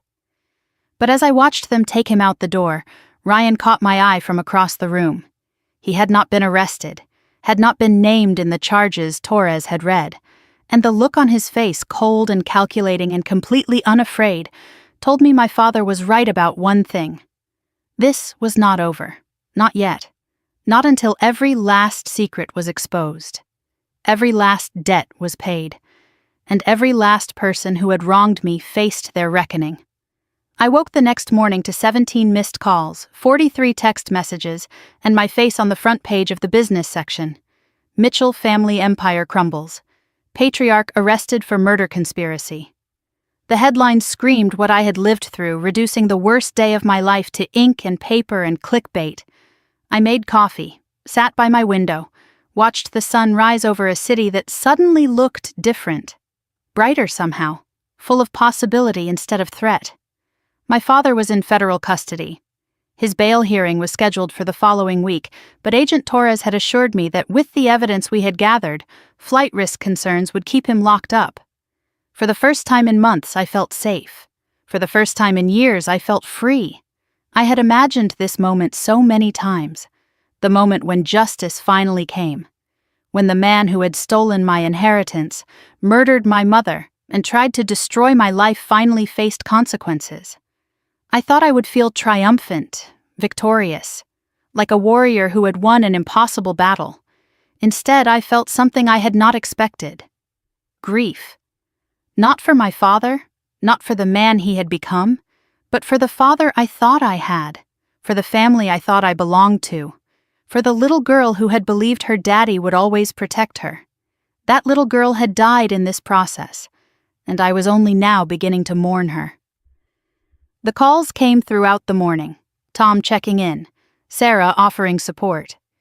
Patricia simply saying she was proud of me. The network my mother had built was still holding me up even now, especially now. Ryan disappeared the night of the arrest, fled before the FBI could question him, slipping away in the chaos while agents were focused on my father. For 3 days, I wondered if he would become another threat lurking in the shadows, another enemy waiting to strike when I least expected it. I did not have to wonder long. Agent Torres called on day 4. Ryan had been picked up trying to cross into Canada at a remote border crossing in Vermont. His laptop, seized during the arrest, contained evidence of his own crimes separate from our father's schemes. Embezzlement from client accounts. Wire fraud spanning 3 years. and communications with our father discussing how to handle Clara permanently, using language that left no room for innocent interpretation. "He is not getting bail," Torres said. "He is looking at 15 to 20 years, minimum, and that is before we add charges related to your mother's death." He was more involved than we initially realized. There was more. Torres had found emails between Ryan and a woman named Veronica Shaw, the name my grandmother had mentioned, my father's mistress, the affair that had lasted over 15 years, hidden from everyone except those who needed to know. "The affair never ended," Torres explained. "They have been together this entire time, and Veronica was helping Ryan plan what to do with the company once your father was too old to run it. They were going to push him out eventually, use the same tactics on him that he used on everyone else." I almost laughed at the irony. My father, the master manipulator, had been played by his own son and his longtime mistress. The empire he had killed to protect was going to be stolen from him anyway. All that destruction, all that pain, for nothing. "Karma," Patricia said when I told her. "It is slow sometimes, but it is thorough." With both my father and Ryan in federal custody, I could finally breathe.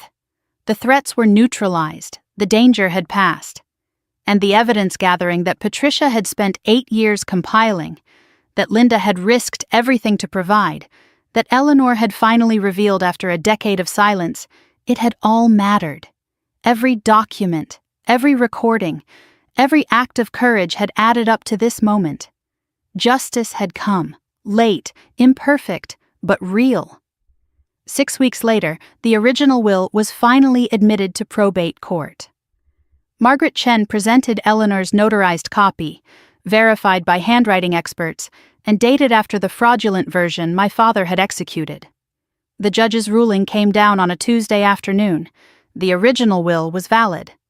Clara Mitchell was entitled to 30% ownership of Mitchell and Associates, plus back compensation for years of deliberate underpayment. The estate would be recalculated, restitution would be made.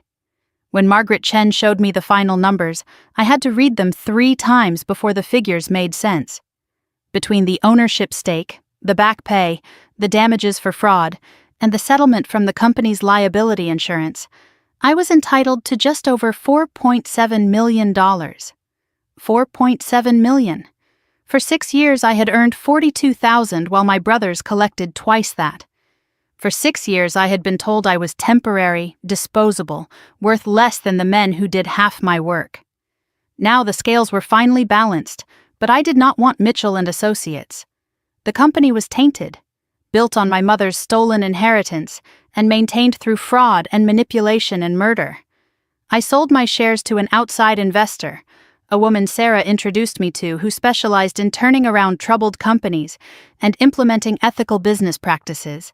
The money went into Mitchell Property Solutions, into hiring the best people I could find, into building something clean and honest. Something that bore my family name, but represented everything my father was not. "Your mother would be proud," Eleanor told me at the closing. "This is exactly what she wanted for you. Not revenge, not destruction. Creation. Building something beautiful from the ashes of something broken." The hardest relationship to navigate in the aftermath was Jake. My brother had testified against our father, had risked everything to stand with me when it mattered most. But he had also spent 11 years participating in my erasure, watching me be underpaid and undervalued, saying nothing while I was used as insurance against his own incompetence.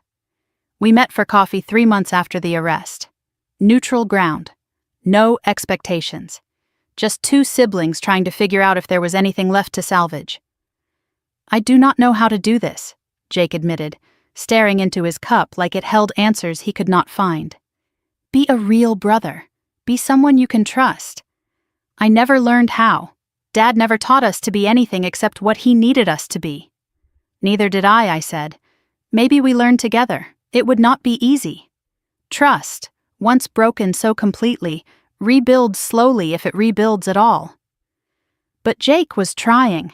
He had given up his share of the company settlement, donating every dollar to a foundation supporting victims of workplace discrimination. He had started therapy, working through decades of conditioning that had taught him to value approval over integrity. He had begun building a life that was actually his, not the one our father had designed for him. "I spent 32 years being who Dad wanted me to be," he told me during one of our coffee meetings. "I have no idea who I actually am. But I am going to find out." Eleanor became a regular presence in my life after everything settled.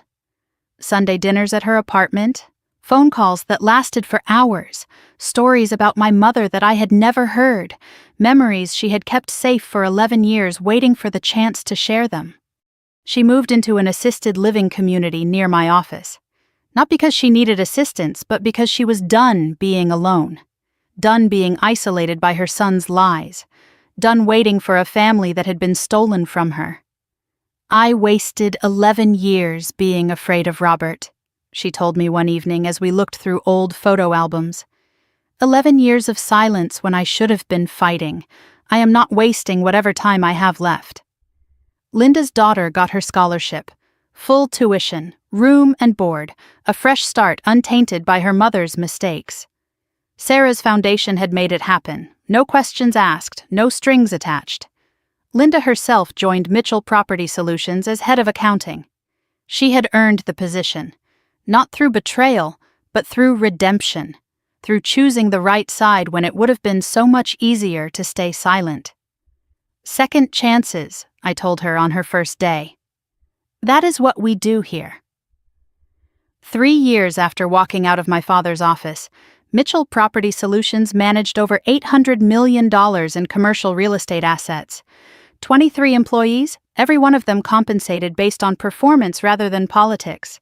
Client satisfaction scores consistently in the 99th percentile. 3 consecutive years of growth that had made us the firm to watch in the mid-market sector. The industry awards kept coming. Emerging leader, fastest growing firm, best workplace culture. Each plaque and trophy was a small revenge, a public declaration that the woman her father had called temporary was anything but. I kept a copy of that first payroll report in my desk drawer, the one Linda had left on the copy machine all those years ago. $42,000.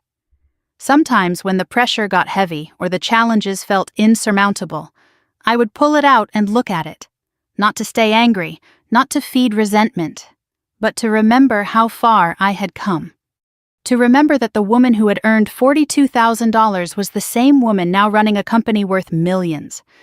The only thing that had changed was who got to decide my value. My father's trial concluded 18 months after his arrest. Guilty on all counts: conspiracy to commit murder, fraud, obstruction of justice. The judge sentenced him to 25 years to life. He would die in prison. The empire he had built on lies and blood would pass to history, remembered only as a cautionary tale about the price of unchecked ambition. I did not attend the sentencing, did not need to see him one last time, did not need closure from a man who had never given me anything except pain. The closure I needed, I had built myself. Sometimes the best revenge is not getting even. Sometimes it is getting ahead and staying there. I stood at my office window on the 3-year anniversary of Mitchell Property Solutions, watching the city lights flicker to life as the sun set. 31 years old, CEO of my own company, survivor of a family that had tried to erase me. I thought about the girl I had been, the one who had worked weekends and holidays, desperate for approval that would never come, the one who had believed that if she just worked harder, sacrificed more, proved herself more thoroughly, she would finally be seen, finally be valued, finally be enough. That girl had been wrong, not about her worth, but about who got to define it. The people who should love us most are sometimes the ones who hurt us deepest. They are the ones who know exactly where we are vulnerable, exactly how to make us feel small. And the hardest thing in the world is learning that their opinion of us does not have to become our opinion of ourselves. I had learned to walk away from people who did not value me. had learned that leaving was not giving up, it was choosing myself. It was saying, loudly and clearly, that I deserved better than crumbs from tables I had built with my own hands. And then I had gone out and built better, with my own vision, on my own terms, surrounded by people who saw my worth without me having to prove it. If my story sounds familiar to you, if you have ever felt invisible in your own family, undervalued by the people who should champion you, dismissed because of who you are rather than what you can do, I want you to know something. You are not alone, and you are not wrong for wanting more. Sometimes the people who raise us cannot see us clearly. Sometimes the families we are born into are not the families we deserve. And sometimes the bravest thing we can do is build a new life with people who actually recognize our worth. If this story gave you hope, if it made you feel less alone in whatever battle you are fighting, I would love to hear from you. Drop a comment below and tell me your story. Have you ever had to walk away from family to find yourself? Have you ever been underestimated by the people who should have believed in you the most? I read every comment, and your story matters. And if you want more stories like this, stories about finding your strength when the people closest to you try to tear you down, stories about ordinary people who faced impossible situations and found the courage to change their lives, make sure you hit that subscribe button and turn on notifications. Because every week I share stories of resilience, justice, and the power of refusing to accept less than you deserve. You deserve to be seen. You deserve to be valued. And you deserve a story that reminds you of that truth every single day. Thank you for watching. Thank you for listening. And thank you for being part of this community. Your support means more than you know. Until next time, remember this. Sometimes the best revenge is not getting even. It is becoming someone they can never ignore again. It is building a life so full and successful and joyful that it speaks louder than any argument ever could. This has been Clara's story. But out there, right now, someone is living the first chapter of their own transformation. What will your story be? This story